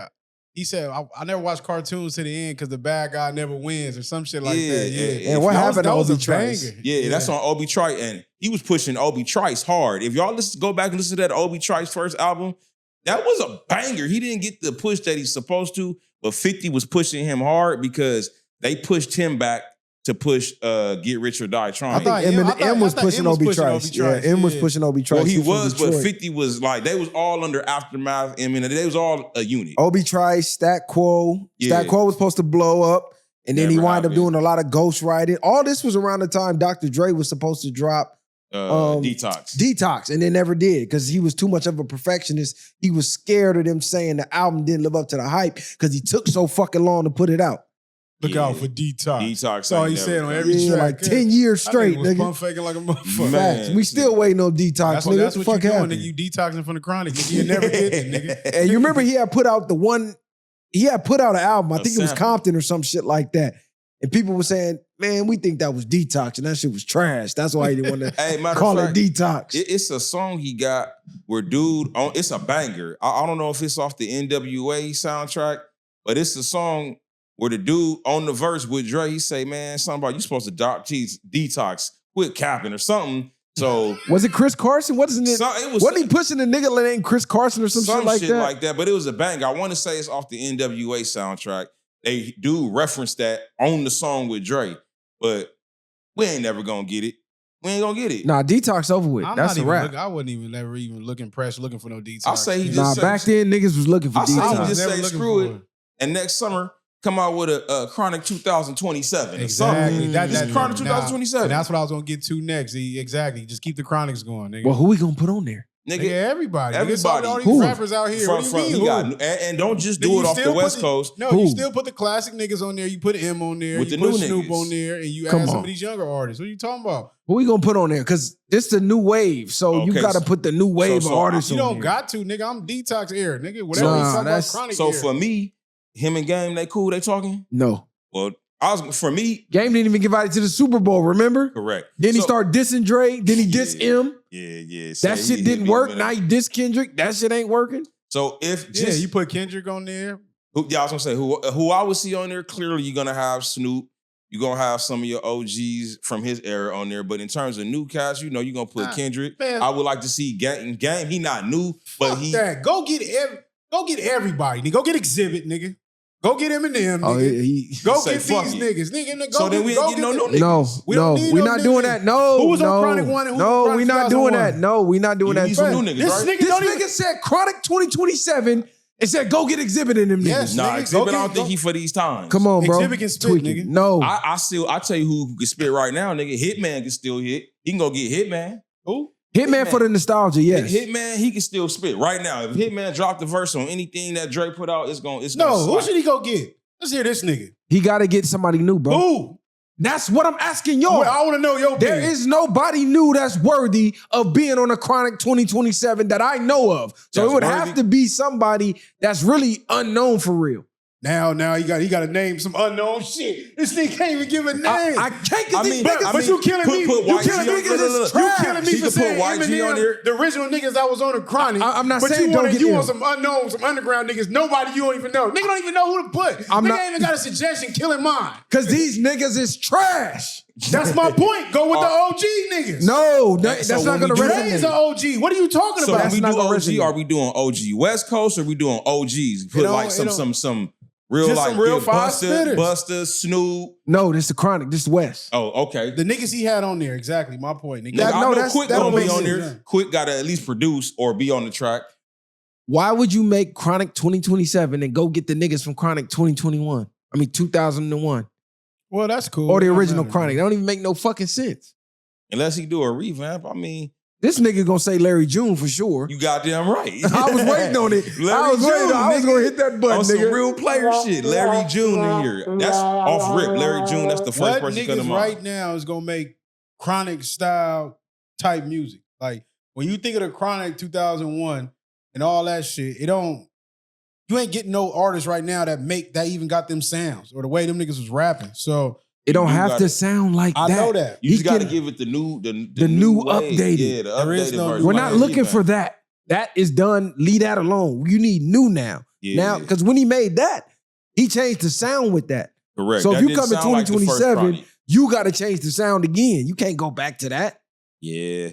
Shit, damn. He didn't even listen to the new Exhibit. Nigga, Exhibit dropped like 3 songs and shit. It's a What new you He talking ain't about? even playing that. That's Yes. that's why I I said ain't go know get about Exhibit, that. nigga, because I know he still can rap. Are you playing Exhibit? Because he dropped new shit. I would want to hear him on the Chronic. He dropped new shit. I would want to hear him on the Chronic. So you're not playing I this see new his shit? freestyles. I don't listen to none of these niggas. Nigga, I listen to the same artist, nigga. He's asking I don't for listen to niggas Dr. he don't Dre, listen to. nigga. It's crazy. Fuck is you talking about? He's asking I don't for listen niggas. to Dr. Dre. Do you listen to Dre? Hey, you think you can get This nigga's E40 on crazy. Do you listen to Or Dr. that Dre? ain't E40? But hey, you know I'll what? take E40. I'll You know take- what? But I take speaking 40. of E40, Now I don't he want taking to. 40. No, I don't nigga, wanna no segue. old niggas. But 40, I seen an interview a few years ago. Somebody asked him, "Hey, I noticed you ain't never worked with Dre."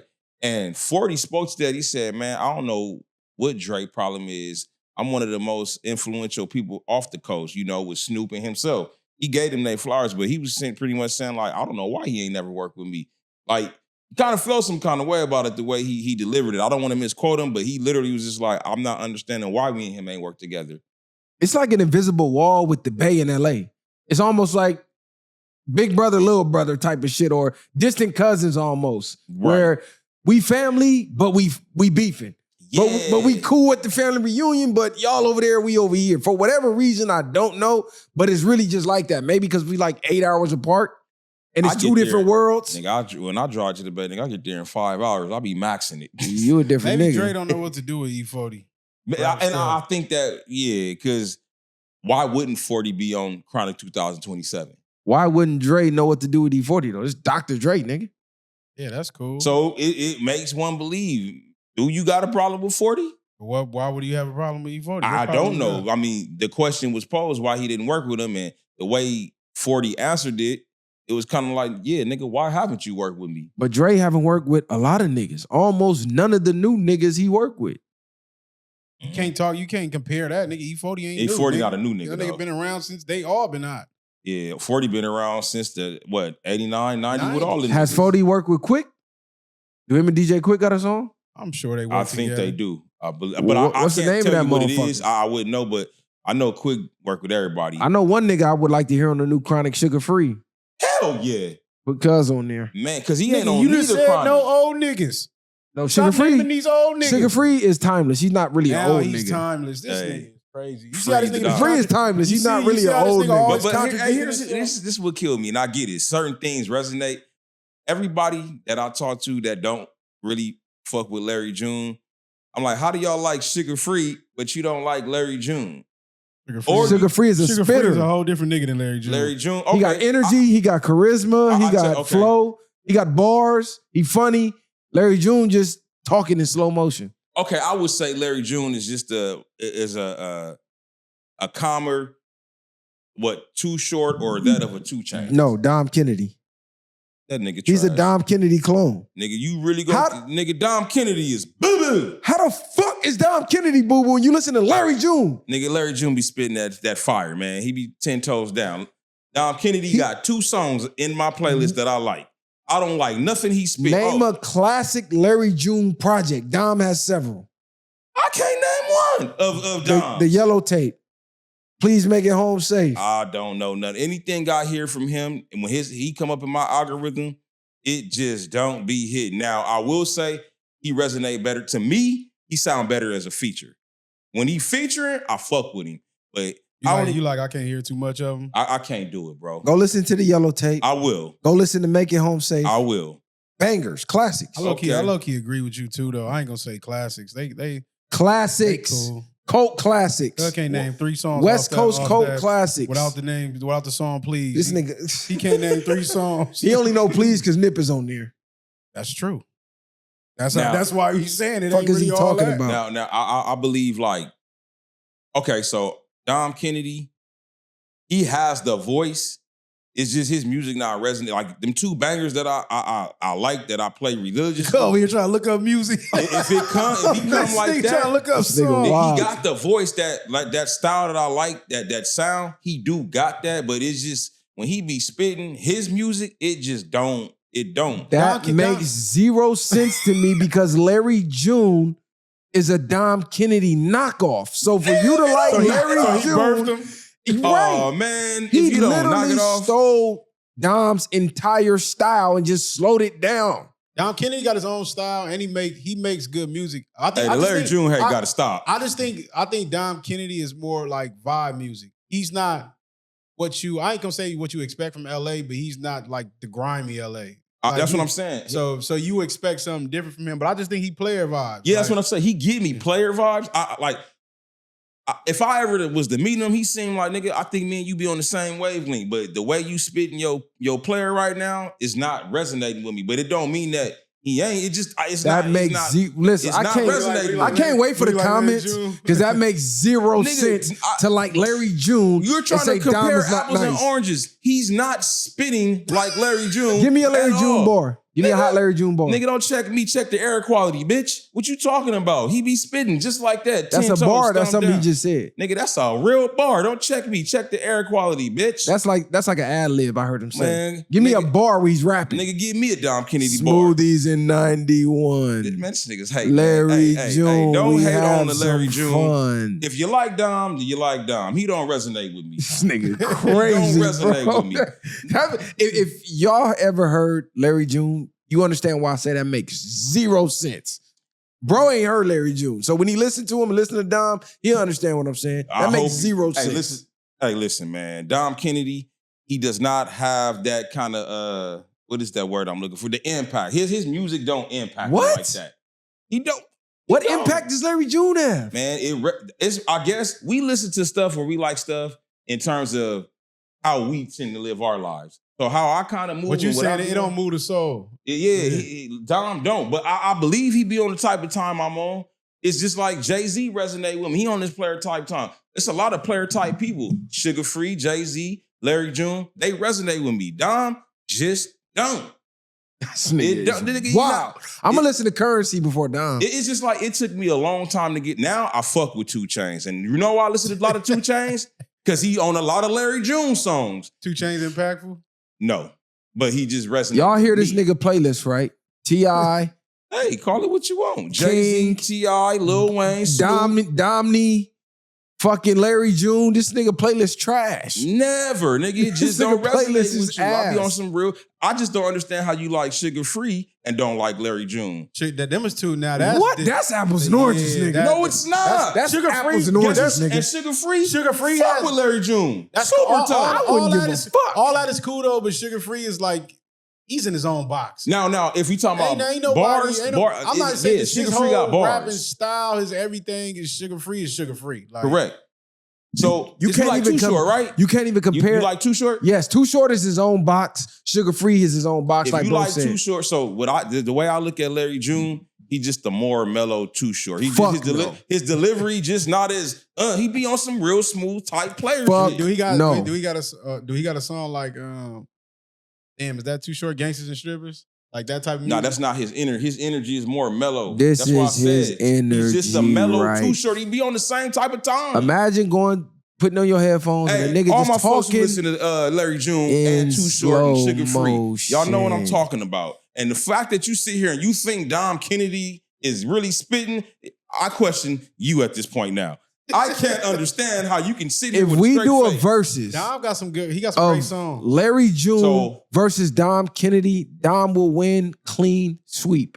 Won't lose Are we a song. talking about just who got better music, or are we talking about bars? Bars, music, flow, charisma, culture classics, fan base. I mean, impact. Nigga, you mean this nigga? You Dom, name it. Nigga Dom Kennedy, don't nobody know this nigga outside of LA. If you don't knock it out, knock it off. This nigga talking about fan base. Nigga, a nigga outside of LA ain't never Who heard the it. fuck know Larry June outside nigga, of LA? everybody. This nigga got commercials. This nigga on TV. Nigga, you don't be hearing this nigga. You watch basketball? That nigga song is the theme song. What are you talking about? Nigga from 91. From from his 1991. Smoothies in 91? That's his only good song. No. I said they're using songs from that album. He got 17 albums out And now. he was trash when he came out before he took Dom Kennedy style. He was garbage. I'm trying to figure out how Dom Kennedy He was like got a Jay-Z style. with the Hawaiian He got a Silky. style that somebody's actually gonna bite. So who did he bite? That's him. He's original. Nigga, if you don't knock it off, nigga, it's been smooth niggas out here. Come on, bro. It's been smooth This niggas nigga's spitting. nuts. Man, I am not. This one, I'm not taking no This L on nigga's this crazy. one. Hey, Dom- L's he in the said, I ain't chat. taking no- No, I'm not L's taking no in the L on this one. chat. I'm let L's- y'all get me before. This nigga said Dom Kennedy. L's in You the chat. Hey, this nigga just want to do this today. No. He just want to play the villain. No. 'Cause, nigga, the fact that you You bring the villain on this, I'm telling you. I'll be that, nigga. Here go the Joker and all of that. The Mexicans gonna kill you, nigga, because that's cult following, nigga.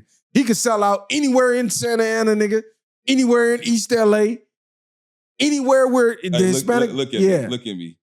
Tijuana, nigga, he's selling out, nigga. Nigga, and ain't nigga when They last time not you been playing to no Larry Tijuana, Jr. Shit, when my dog needed surgery. Nigga, that was random as fuck. He answered it too, nigga.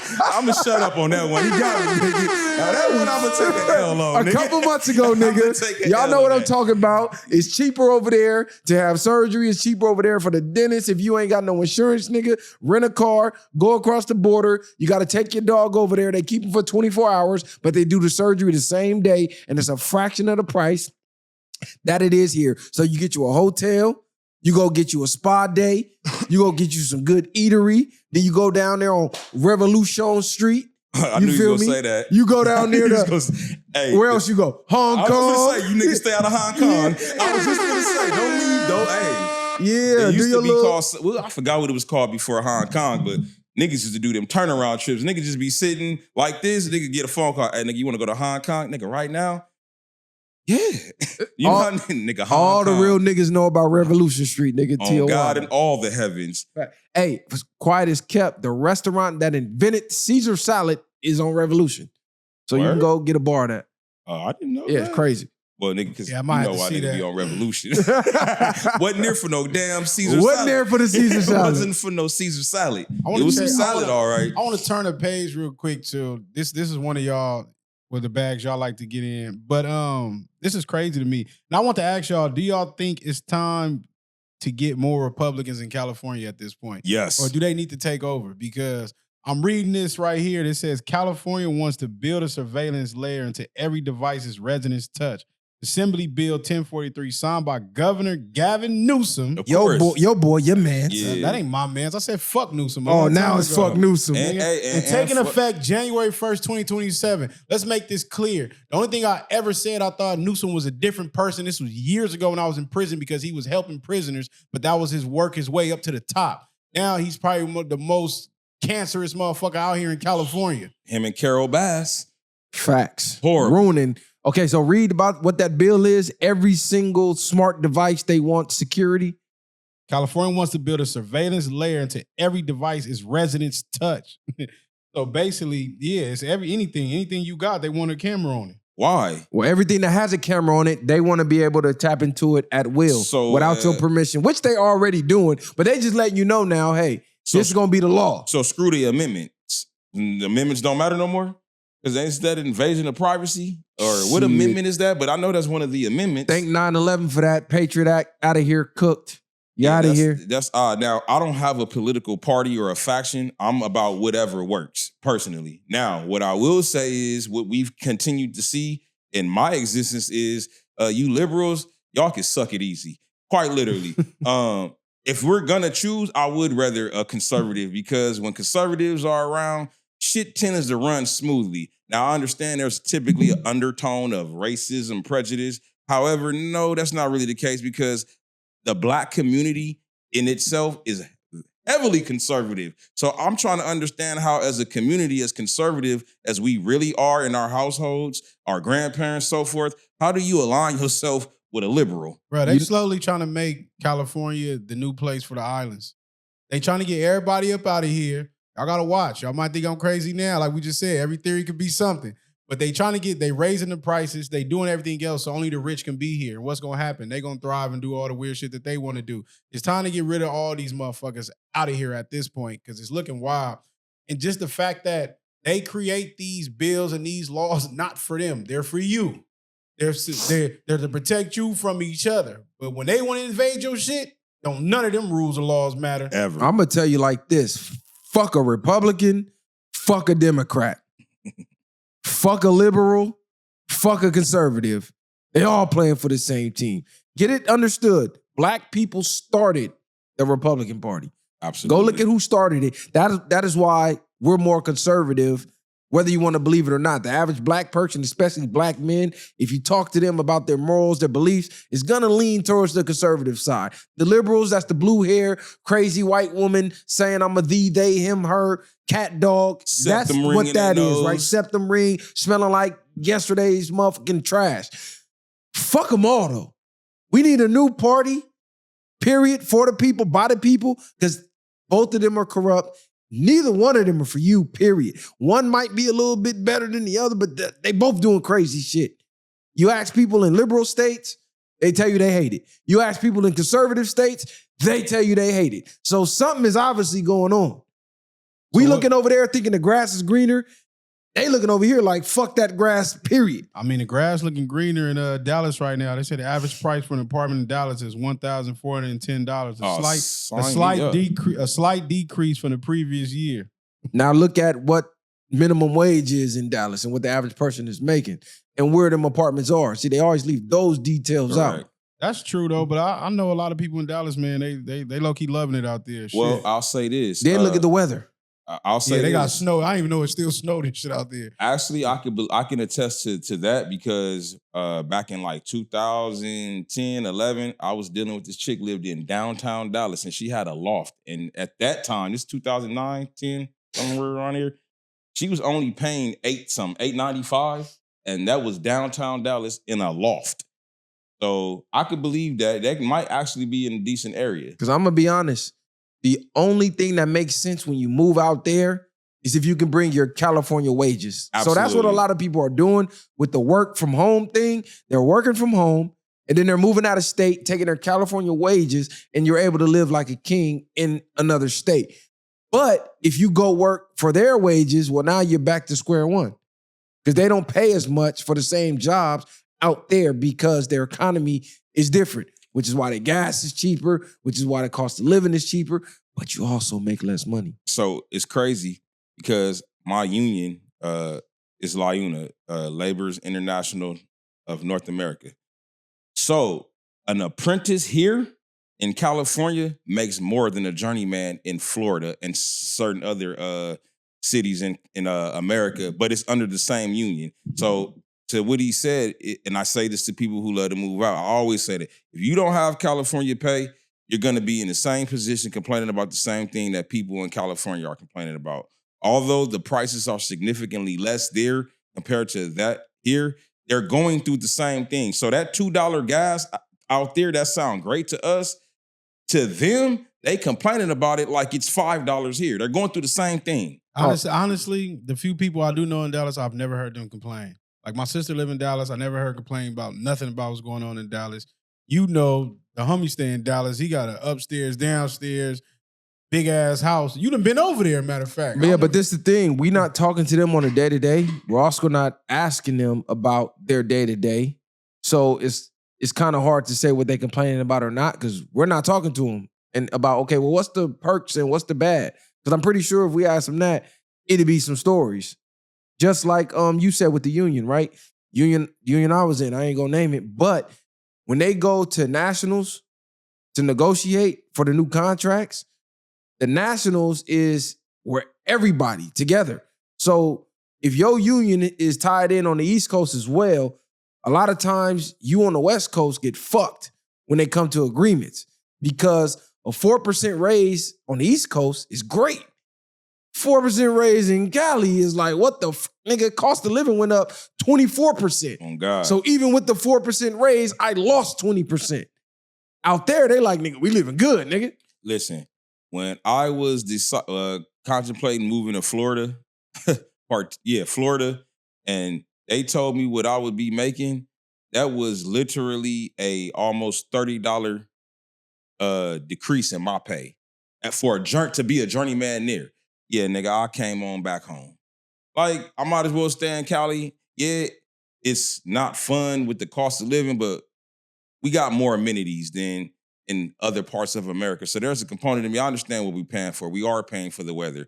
We are paying for the lifestyle, the casualness that is of California. You know, that California surfer shit type shit. So I'd rather stay here, get my coin, and invest somewhere. I would say I think it's good for us to invest our money somewhere and buy property in other states. But I'm gonna stay here because if I'm not taking that pay out there, and I'm gonna keep reiterating that, if you don't take your Cali pay or a high salary to these other places, it's for naught. It ain't worth it. It's for naught. Ain't nothing like Cali though. You Absolutely. know that as soon as you go somewhere else, nigga, after maybe you get a good week or something, you be ready to come back. All right, my Florida is a ball for that week until you tired of getting drunk.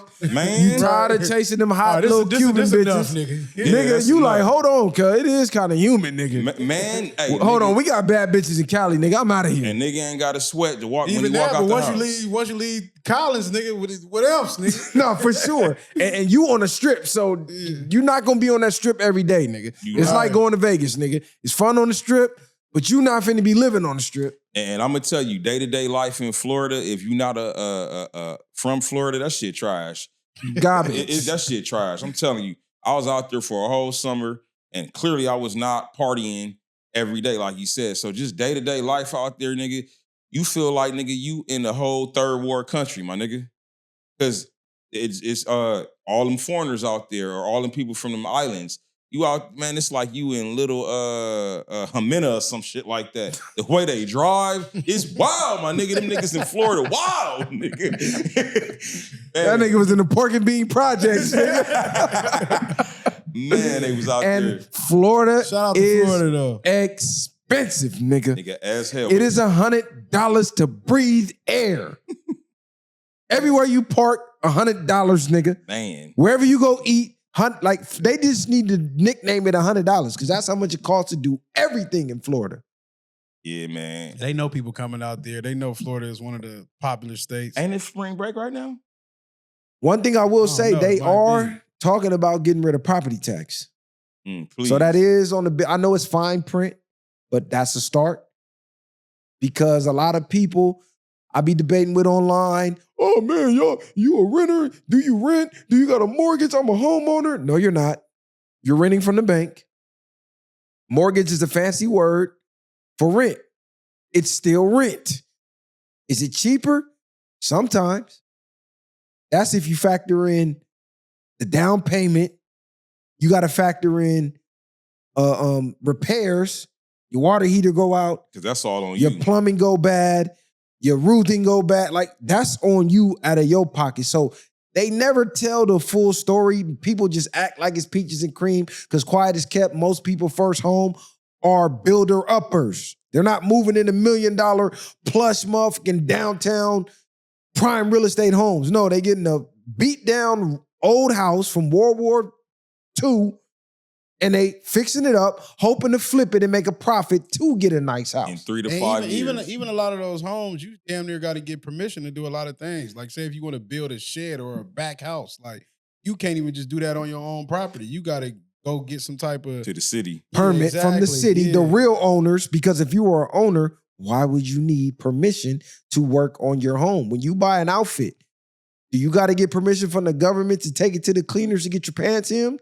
No, because you own them. To get some places you can't, if they want a certain look on the block, you can't even paint your houses. Oh, you Because man, Exactly. you can't even You get don't your own trash them. you cans can't out. even put certain windows in your house. Certain Like, trees, certain plants ain't that don't crazy? have an HOA, nigga. Ooh, they on your ass. Don't have an HOA. You got to have certain blinds in your house. But y'all will swear y'all a homeowner, but got to get a permission to do everything. I know people who done built whole ADUs in the backyard, but it added on $0 to the home because they didn't do it with a permit or get permission from the city. And that'd be killing. I know right now, my father, he's actually about to widen this house. I think he's adding 6 feet. And he had to get a permit on that. He let it expire because he was lollygagging, but I think we about to start the work again. But just to add a little 6 feet, you think it's not a lot, but you do see the significant difference. But let's just keep it real. 6 feet, and you got to go through this whole strenuous process. So you ain't even got to a ADU or going up another story on your house or whatever. It's it's unnecessarily strenuous to do certain things. So keep that in mind, like he said, especially if you really want to try to add value to your house. It's better to have your paperwork. And understand, equity can be good and equity can be bad. Because at the end of the day, equity is a loan. That's number one. Y'all got to stop talking as if equity is free money. Equity is great if you can take out a loan on your own home, dish that money somewhere else, and wherever you dish that money, it starts to generate income.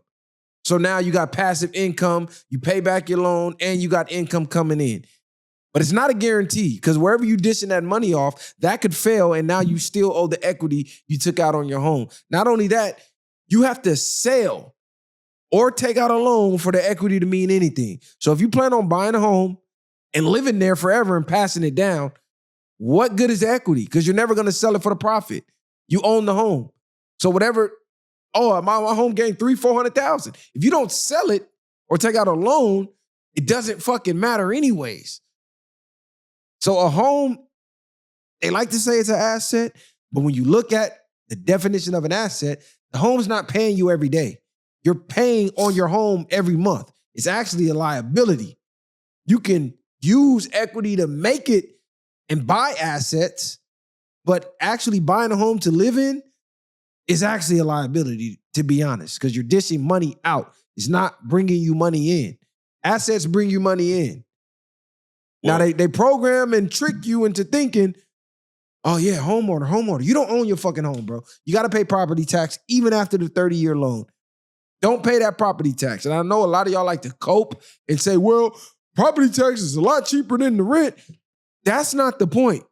The point is you're still paying somebody to live in your home. Yes, is it cheaper than your rent? Possibly. Truth be told. But don't pay it and they taking it, nigga. It's actually cheaper to build your home from scratch. Bingo. To actually buy the home.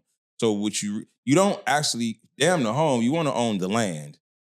If you ever, what's that movie about the dude who tricked the original owners out of McDonald's? How he did that and he started making all these McDonald's.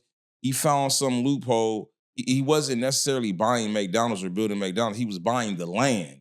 That's what you want, the land. Once you own a parcel of land, then start building stuff. It's cheaper than to buy stuff on the land because you don't own the land, as he said, and then you paying for the building or the home, the building, whatever. That's that rent, mortgage, call it what you want.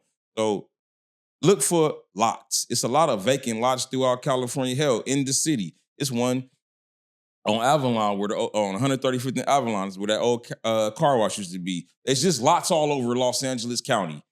Look into buying lots. Look into investing your money into that, opposed to trying to buy a home. Build your home. And a lot of y'all say dumb shit. Like, well, I own the home, but not the land. I could just take my home somewhere else to some land I bought. No, you can't. They got fine print and they have laws against that.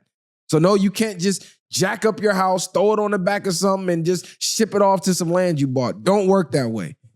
Government own that. And be careful where you buy the land. I know y'all been seeing a lot of stories of people who bought land, acres, didn't read the fine print, and they're not even allowed to build on the land. They just got a plot of nothing. Eminent domain? They got a plot of nothing. Damn. So, yeah, it's tricky out here. That's crazy work. That's crazy work, man. I got a question, man. What's one of the hardest lessons y'all think life has taught you at this point? Stop giving motherfuckers power over you. You know, in terms of where you put for me personally. And I know better, but I still fall victim. I'm human. But allowing other motherfuckers to knock you off your square, get you rattled. It's not that your anger or your frustrations are not necessarily warranted or valid. It's just a matter of once you get out of character, you give an entity power. And it's usually something or someone that you don't want to have leverage over you. I just went through that the last 2 days. I know better. Why are you getting mad about something you already know? But here I am, getting upset, getting off my square. So control you. You cannot control anything or anyone other than yourself. That is a hard pill for a lot of us to swallow. I know this and I still fall victim. So it's other motherfuckers who just don't even have that type of awareness, and they constantly give people power all the time, whether it's in their inner circle or just random strangers. like, stop giving people power. Control you. You can't control what other people do, but you can control how you react and how you choose to go about it and navigate. Ain't it crazy that the most people that can affect you is the people that you care about? Oh, yeah. It's crazy, and those are the ones that get it to you. Those is, whenever you hear about crimes, murders, it's usually people that are familiar with each other. Right. So, yeah, it's always the people that are closest to you that get under your skin the most, and it's because you care. So you have to have a level of no fucks given, even for sometimes your 16, 17-year-old son who can't stay out of trouble, your bop daughter, your chick or your dude who's just, you gonna have to, hey, I love you, but I respect myself more. I respect my sanity more. So you have to learn how to love or deal with people in a manner that's not gonna adversely affect you. Now, if it's that cantankerous, then you might have to go to the drawing board and I might have to just get away from you. And unfortunate if that happens, but don't take that off the table. The bottom line is, don't allow other people to adversely affect you. Now, you the one out here crashing out. You look like a doofus because nobody ever sees the person that hit. They see the person that hit back. Yeah, for me, one of the toughest lessons I had to learn was to stop expecting me out of other people. Ooh, most of my frustrations with people or my fallouts with people or my problems with people were because I was expecting them to respond to a situation or to do what I would have did in that situation. So when motherfuckers is snitching on me, like, damn, I would have never snitched on you. But I'm expecting you out of me. So that's my fault. That's my fuck up. When I got $1 and they got nothing and I give them 50 cents, and then they up and then I'm down and they don't give me shit, now I'm mad. Well, I'm expecting you. I'm expecting me out of you. But they're never going to be that. You got to let people be exactly who they are. Like I heard a quote, they said, when people paint you a picture the first time, don't let them repaint it again. Shout out to Kevin Gates. I believe that was him. So I had to learn that. People going to show you who they are, believe them. Because a lot of times, out of love for who the person is, I wouldn't want to believe them. I would make excuses for fuck shit they did. And when they fuck me over again, I'm mad again. But that was my fault because they already showed, well, they ain't loyal enough. They don't really love you enough. They don't really fuck with you like that. It's like when you go to jail and then you mad niggas don't write you. You mad niggas don't send you money. You mad a bitch don't write you or a bitch don't visit you. That was me, mad as hell. This bitch ain't visiting me. Man, damn, her niggas ain't sending me bread. But why should I even expect that at all? I should expect. Just because I would have did it? That don't necessarily mean they could have did it, or that don't even necessarily mean they're even in the position to do it. Because when I was 18 in jail, I'm expecting other 18-year-olds to send me money, and these niggas dead broke. Nigga, we in here trying to get money. So I knew your ass didn't have no motherfucking money. But a letter is crazy. They can write a letter. I mean, a letter is, but it's like out of sight, out of mind, nigga. Correct. I wouldn't expect you to write me no letters on the streets.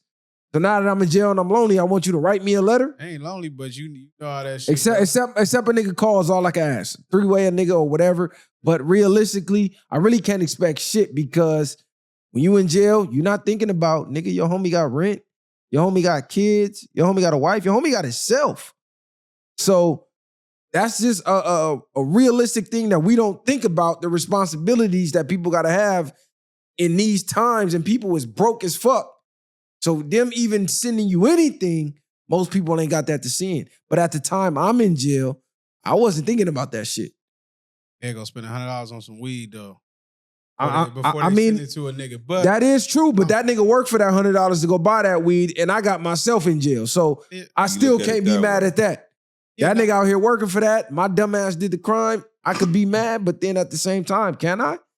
I mean, you got a choice to be mad, but I agree with you about the expectation thing. You got expectations, people gonna let you down for the most part.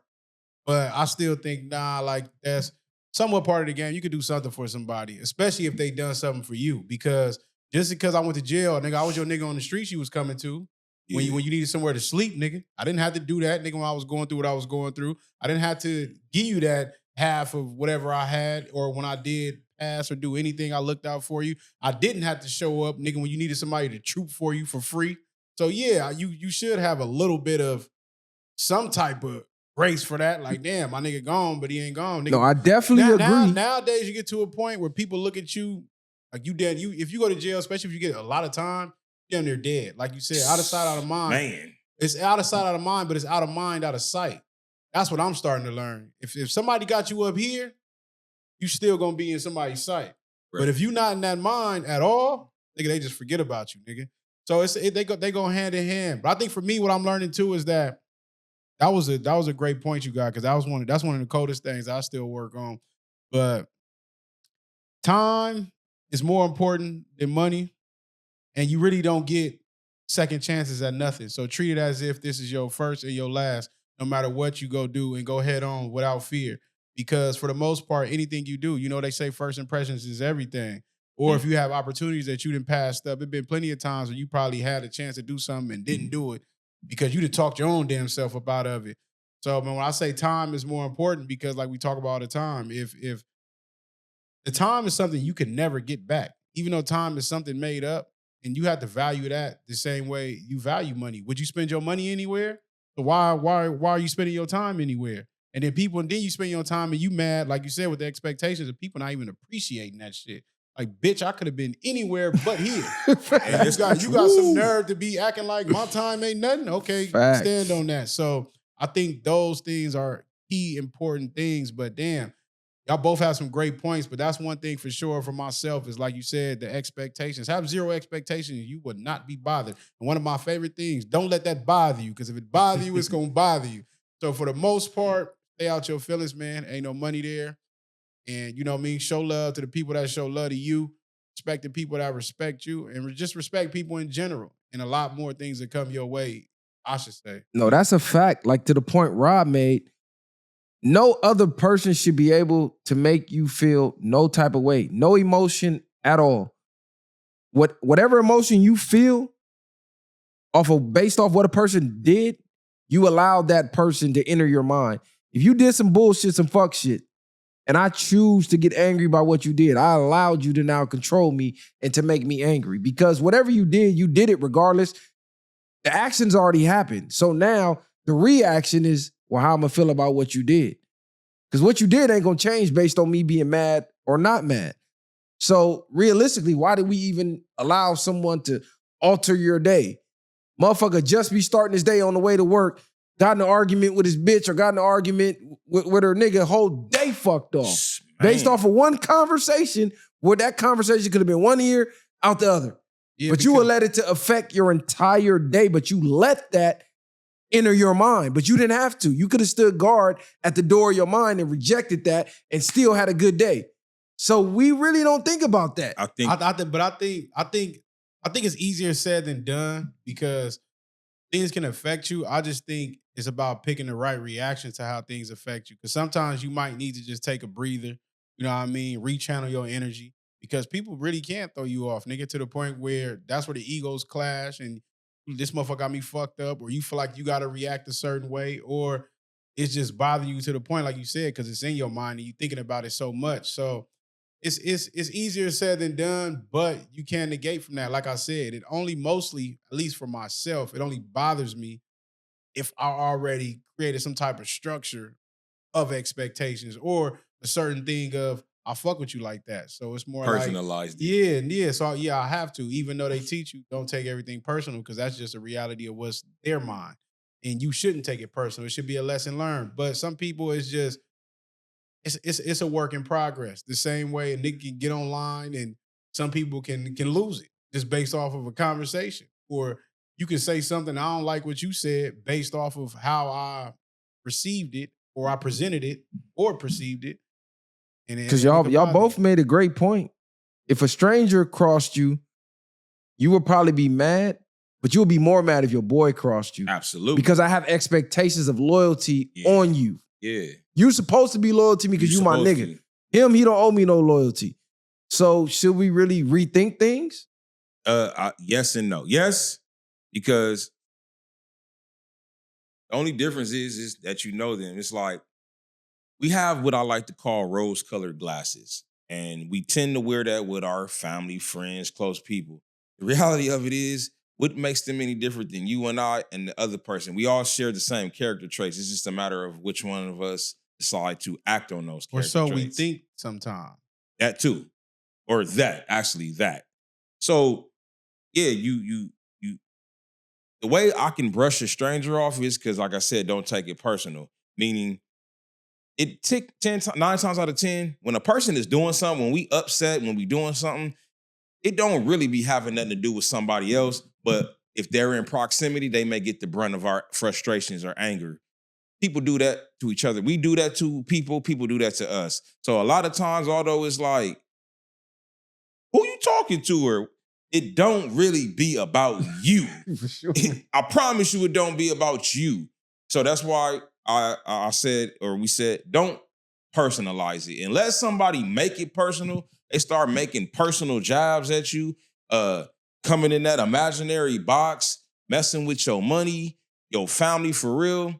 Hey, man, it don't be, that motherfucker mad about somebody who stubbed his toe earlier this morning. Like you said, this person got in a knockdown, drag them out argument with their significant other, and they didn't brung it to work, or they didn't brung it outside the house. Now they in traffic, cutting people off because everybody remind them of the motherfucker they just got in an argument with. So don't personalize it. If there's a way for you to evade something, if you see that it's a problem, just remove yourself, get away. The 4 agreements was one of the best things that broke down, like, not taking things personal to me. Even broke it down to the extreme as somebody killing somebody and not taking it personal, because it's still in a frame with somebody else's mind and the things that they choose to believe and perceive and stuff like that. But it goes back to another point, like, when it comes to people close to you, I think you damn near got to treat it how Sosa, when he sat Tony down and had the conversation with him. Like, as friends, you think because we grow up around each other, you raised the same way, you raised with the same beliefs, you raised with the same morals, but these same things is not being implemented. And then you think when you a part of something that everybody just understands the way you do, because we all part of this little thing of ours. So I think that's where we go wrong. And then you get to a point where it's like, damn, well, you didn't grow up not being, where you shouldn't be telling on people, or you didn't grow up just this way, or you didn't grow up in certain ideas or beliefs. But I think you do because you hang with me every day and we choose to engage in the same type of activities. But when the shit hit the fan, you couldn't stand in the fire like I could. Mm-hmm. I was already molded to be prepared, not to be prepared for this, but if something comes, the pressure is going to make me a diamond and it bust a pipe for you. So I think a lot of those things is where we miss. But what I was getting at with the Sosa and Tony Montana thing, you got to damn near start getting that, especially if you create new friendships now, to the point of, depending on what you're doing, to like when Sosa sat Tony down and said, I only got one rule, don't fuck me.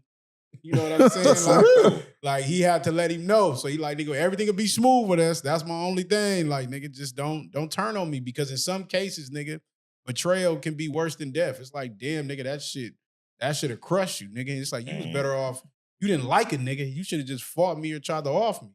But niggas don't be like that. They want to snake you. They want to take the coward's way out, in my opinion. Like we say, the YNs think it's cool now to feel good that you backdoored your homie, nigga. To me, you ain't gangster till you do some gangster shit to a gangster, nigga. Don't, because you snaking your homie because a nigga trust you and love you. Like, that is not savvy. Buster shit. Yeah, like they say, weak, you think nigga. What'd he say? You think darkness is your ally?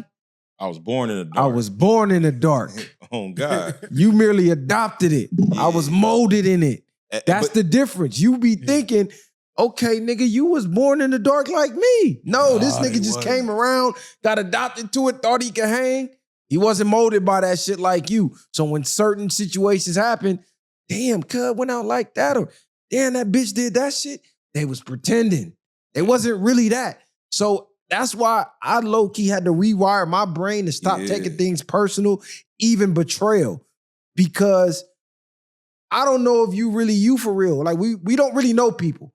You got the face that you show strangers. You got the face that you show friends and family. Then you got the face that only you show yourself in the front of that mirror that we don't even know about.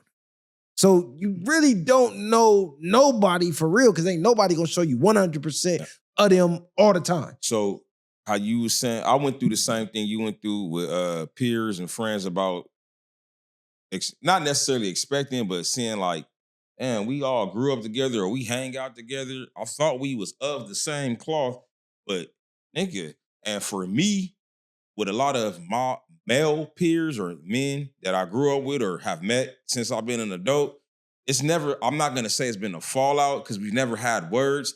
I just always found out that they was being shiesty, and it's always behind some pussy. And for me, I'm not finna fall out or I'm not fighting over no woman, especially with the homie. But to see and hear some of the things that a lot of dudes be doing behind the pussy, you talk about it, half the time when they be making lyrics, it be your own homeboys that be the ones dirty macking you. Oh God. It don't be the random niggas in the bars and the random niggas on Facebook and Instagram. It be niggas in you done did dirt with. Them niggas be lying on you. Oh, such and such be like, why is this? Why, nigga? It's not even my chick. She just part of the team. Nigga, have at her. So when I would see stuff like that, I wouldn't get enraged to the point to fight because my pride won't let me fight you because ultimately it's behind a woman and I refuse to go out like that. But on the inside, nigga, I'm fuming. Nigga, you dirty macking, and then I'm supposed to be the homie. Cause niggas be pump faking. You know how niggas be like, hey, do you really care about it? Oh, for that bitch for everybody. Soon as you go get on her, nigga, oh, really? You fucking with the homie? He got bitches. Man. He got a girl. Nigga, I thought you didn't give a fuck about the bitch, nigga. Y'all niggas gotta start being honest about these bitches that y'all care about, cause y'all be acting like y'all don't. Then when the nigga crack the bitch, you think a nigga backstabbed you. Nigga, you told me she was up for grabs. Oh, God. Hey, this is the cold part. I remember one time, and y'all be thinking these chicks don't pillow talk. That's why when you know your pussy, my player's strong. Everybody know bitches talk more than anybody. Bitches make up some shit. Oh, God. So here's this cold part. I'm in the truck. I have a truck at the time, so I don't have the 1500. I'm pushing that. We in Newport coming from the function and faded. Me and the homie used to mess with the same bra or whatever. For some odd reason, he elected to text her. I'm rolling. Mind you, he's texting her. She's forwarding me the messages. I'm like, what the fuck, my phone? My phone just...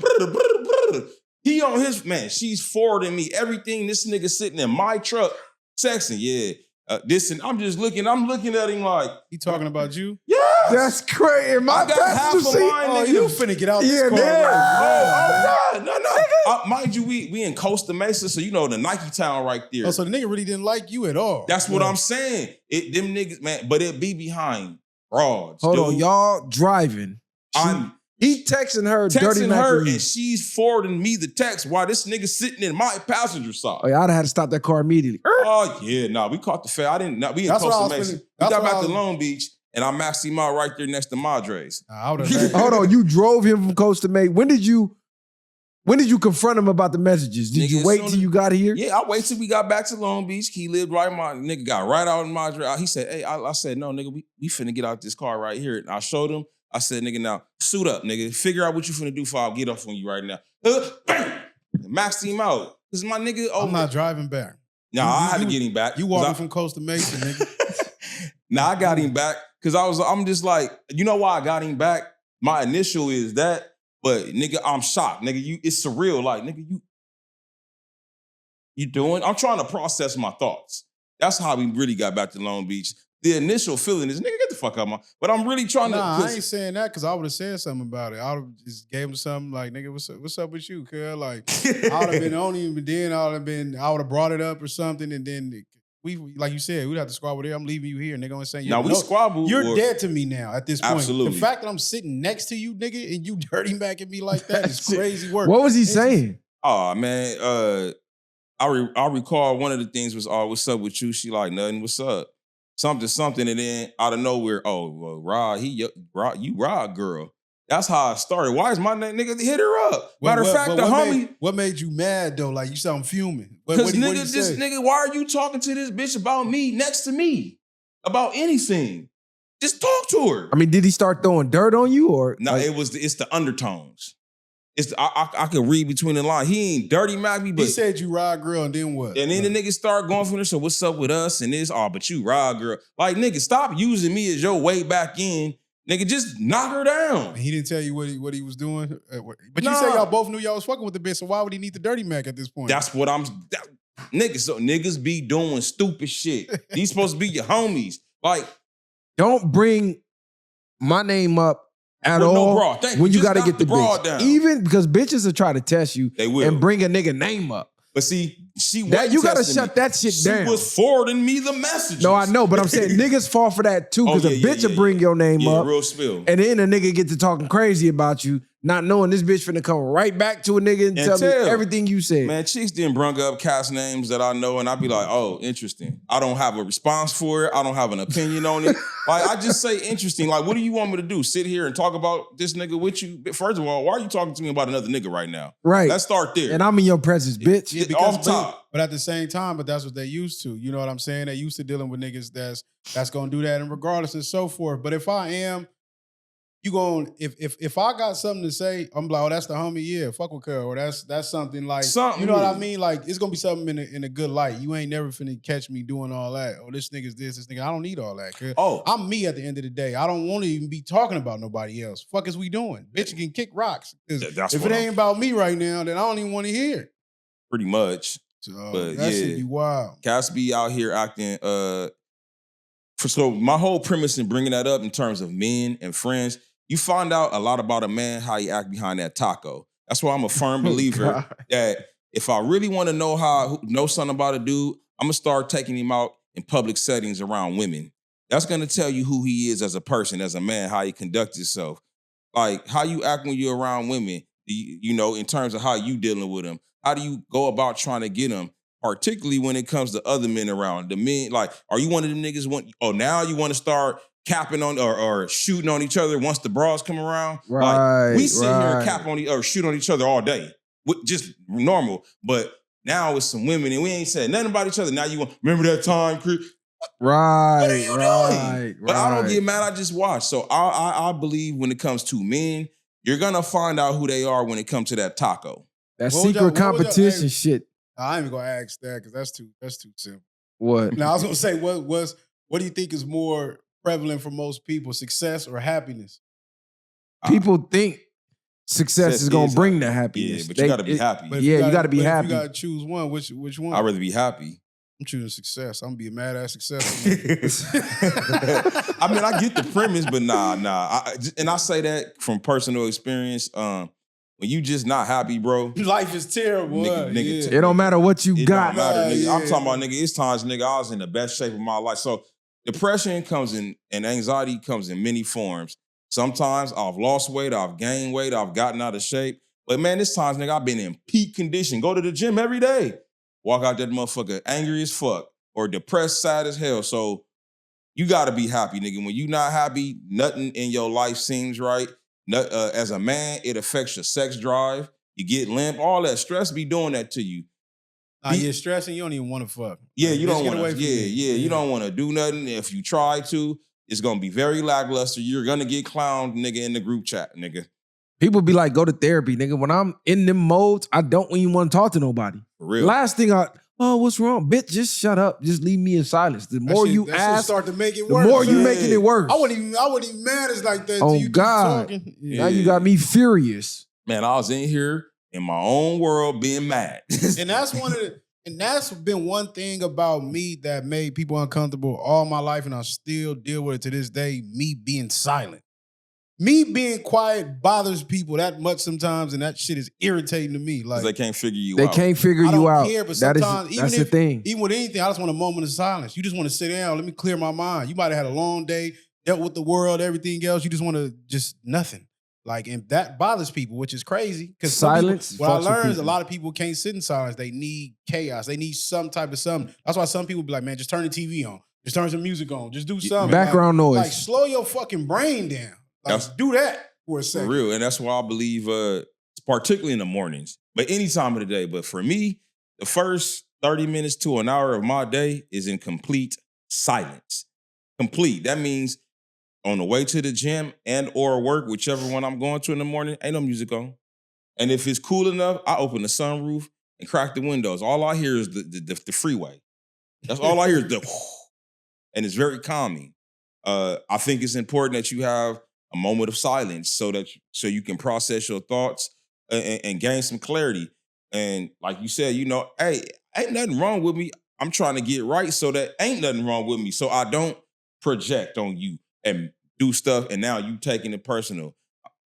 Silence is good. What I've learned, especially like this has nothing to do with nothing but being in the cell. Like I said, you're forced to deal with yourself to the fullest extent. What I mean is like everything, because you start thinking about your life from a child to now, where you went wrong. You have to be real with yourself about your mistakes and things that you allowed yourself, your failures, everything. You have to be real raw with yourself in them silent moments. And I think most people in life have never sat down and had to do that with themselves. That's why you get the whatever they want to call it, these labels now. You know what I'm saying? So they start to use a lot of different things. And I think most people don't like themselves, or they get to a point where their spirits are so tainted, where their mind is just warped with trauma to where they never face it or never work on it. And this is why they don't want to be alone. This is why some people can't stop being around people. Like, the moment they need, they get away from your attention, they need more attention. You know what I'm saying? The moment they jump out of a situation, they need another one. Like, you can never, ever catch these people alone. But they making it look like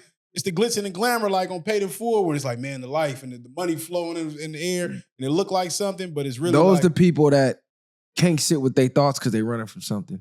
That's the only time I'd have been like that before, when I was dealing with something that was heavy, but I didn't want to sit down and think about it, because at the moment I was powerless to do anything about it until you learn to control the controllables. Accept the things that you cannot change. Once you accept that, it's like, okay, it's peace now. But back then, you thinking about it, you want to do something about it, but you're powerless to do something about it. That's enough to drive you crazy. So now you always on the go, always got to be on the scene. Like, you're always trying to drown the noise in your head out. Like bro said, first hour of the day, the thing I can't hate is being asked questions when I wake up. As soon as you wake up, your girl do what? Either want to start talking to you or start asking you shit. Bitch, I just woke up. I want silence because I'm trying to program my mind to get ready for the day, because the first hour of the day, 9 times out of 10, is going to shape the rest of your day, how it goes. That's why they say never pick up your phone the first hour when you wake up. Nope. Because now you're being influenced by the outside world, and that's shaping your thoughts. Really, you should be honing in on shaping your own mind and how you want your day to go, getting those downloads from the cloud for yourself. But most people do what? Jump on the gram, which is all bullshit. Jump on social media, all bullshit. Now your mind is fucked up for the whole day. You just started your day. Bitch, stop asking me questions when I wake up. Yeah, people be like, straight up. People always tell me, oh, you wake up like you mean, or you wake up mad. And I'll be like, no, motherfucker. Like, you know how you wake up and you ain't really like, you ain't seeing clear all the way yet. Like you said, you gathering your thoughts, getting your mind. Like, it's like when you wake up to go to school, and your mom wake you up and you still ain't all the way woke yet. Like, you like, damn, let me get up. Give me a little time. So I think those things come into play. And sometimes I just don't like to talk. I don't gotta talk. That's why it's still ironic to me that I'm on the damn podcast. Because I could be silent for days. Like, I could just be quiet. But sometimes, and I like to talk when I got something to say for the most part. So I think that is a key point. But work on yourself, man. Them things that y'all running from, and accept the things you cannot change. Like he said, work on the things you can control and accept the things you cannot change. That shit that happened to you as a kid is over. Man. All those things, all those trauma triggers, all that shit that you think you can't get past, you can get past the moment you start really wanting to get past it. Stop looking back at it and shit in the rear view. Start paying attention forward. You 47 years old. Knock it off. 47 or something like that. Knock it off. I mean, we all have some traumas and so forth, but I think some people, they like to bask in bullshit. It's a type of attention. Being a victim, you get attention. Mm. You know, it's the wrong type of attention. Nonetheless, it's attention. So, you know, get out of that. Or, like you said, you know, learn how to sit still and stop trying to keep yourself busy with bullshit, partying, drinking. And here's the number one thing for both genders, especially you men. Stop trying to go fuck somebody to solve your problem. Ooh, been there, done that, boy. Yeah, I know. We all do You it. think niggas fucking to solve their problem? Yes, Oh, God. nigga. I did it all the time. People do it all the time. Yeah, Both but genders. as soon as you bust a nut, it's over, nigga. That's the point That's right the there. point. But Yeah. it's like a drug. It's like people who I've had my uncle, unfortunately, he's a recovered drug addict, been sober for 30 some odd years. But the way I was like, yeah, nigga, I ain't never trying crack. The way he described crack, nigga. Hey, all this shit, the drugs though, like Boosie said, they might need to bring crack back because all this fentanyl and all this other stuff, the crackheads was living to be old. Living forever, nigga. Unc is 65. That nigga look good. And they was useful, Them niggas was nigga. hella old. But resourceful. one thing I have learned off of studying certain things is that people don't even realize that they have become addicted to the negativity, have become addicted to what you just said, the victim stuff. They have become addicted to that certain type of attention, and they start to feel thrown off course if something else is going against that program. Yeah. Now, if they don't take the time to work on those positive habits, they think they probably can't even get out of that cycle. That's Prime why- example, you ever been to it with your girl and she pissed off and you just acknowledge her being pissed off, you acknowledge what happened, then you trying to go on about your day. But she don't see you reacting emotionally enough that's satisfactory for her. I just went through that And shit now the other she day. feel like, oh, you don't understand what I'm saying because you're not erratic, you're not sad, you're not crying. I want you to be doing what I'm doing, then I'll accept you understanding when the situation. When you screaming like me, you going nuts, and then they get a kick out of that. Exactly. That's But why like you don't said, give it to But them. for me, I done been through too much real shit and real pain to where small conversations, I'll be like, if I know I'm not leaving right now, I'm not leaving you, or I'm not about to be done, I'm not finna stay mad for forever. Like, I'm over it right now. When You're I say right, I'm it's over done. it's over. Yeah, like, I'm not gonna bring it back up, but we cool. Heard your point. I got my point. I'm cool. You still, like you said, you still want to get this out of me. I'm over that shit already. That shit is Oh, over. God. Because I know for a fact, what am I spending more time being mad at you when I know damn well I'm not leaving. I don't even really care no more about that shit. Small shit. Like you said, I don't know who we were talking about earlier. Niggas start arguing over stupid shit. And it be small, but of course for them, they want to make it big sometimes. And then And you drag the shit on Yeah. for you. Like, hey, this happened last Sunday. Oh It's my Thursday. God. So I let you do your silent treatment for the first 48 hours. Now it's just odd. Silent treatment 48 hours is Nah, crazy. nah. But man, they I'm get s- mad when you don't talk to them when they do the silent treatment. They want you to it's beg like, for their it's attention. like, I see what you doing. I'm gonna let you have at it. I got 2 other kids in the house. I'll go talk to them. Or I got friends. I got people. Don't do the silent treatment with me. I'm gonna go ghost. nigga, I live with mine. Niggas. Right, it's different when y'all say the same thing. That's not what I'm meaning. I mean, like, I know what I mean is I'm not finna say, like I told you, I don't have to talk. I'm nigga. outside you. Yeah, exactly. No. I can do that. Yeah. But the thing is, though, I've done it. I can do it. No problem. But again, it's just a component of me like, What do we Must- even do? yeah. As a This man, is you a circus. gonna fix it. You know what the fuck. you yeah, I'm need to like, do to man, fix this is it. a Yeah. circus right now. So Yeah. we live in this goddamn house. We sleeping next to each other. You making my plate. You still doing everything, so we just not talking. Right. Man, that shit, come on, man. This is a circus at this point. This is a circus, nigga. No, And- fair. and- Hey, that might be the best piece you get, nigga. I You mean, spending everything hey, down. nigga, I ain't gonna lie, nigga. When I'm on the sticks, on the mat, nigga, I ain't got to pause the game. Hey, I mean, it's kind of She cool, gonna but still come in there and fuck with you but yeah, eventually. it just be because nigga, you're too peaceful. See, Yeah. I'm gonna tell you what piss them off more when you don't do what they expect you to do, which is Right. what I told you. When you get mad at your chick, don't go smash another chick right away, at least, unless you just keep pushing. I'm just saying. Nah, but see, when you don't leave the house, when you don't go smash a chick, when you don't go get the liquor or call your homies up, you just stay home, but it's more than one room in my home, like it is in most homes. So, you in the bedroom? I'm gonna go in the living room or the den. It's TVs and PlayStations and shit in the house. It's like, now that I didn't leave and do all that shit, but I'm in the house content with you, that's infuriating you more.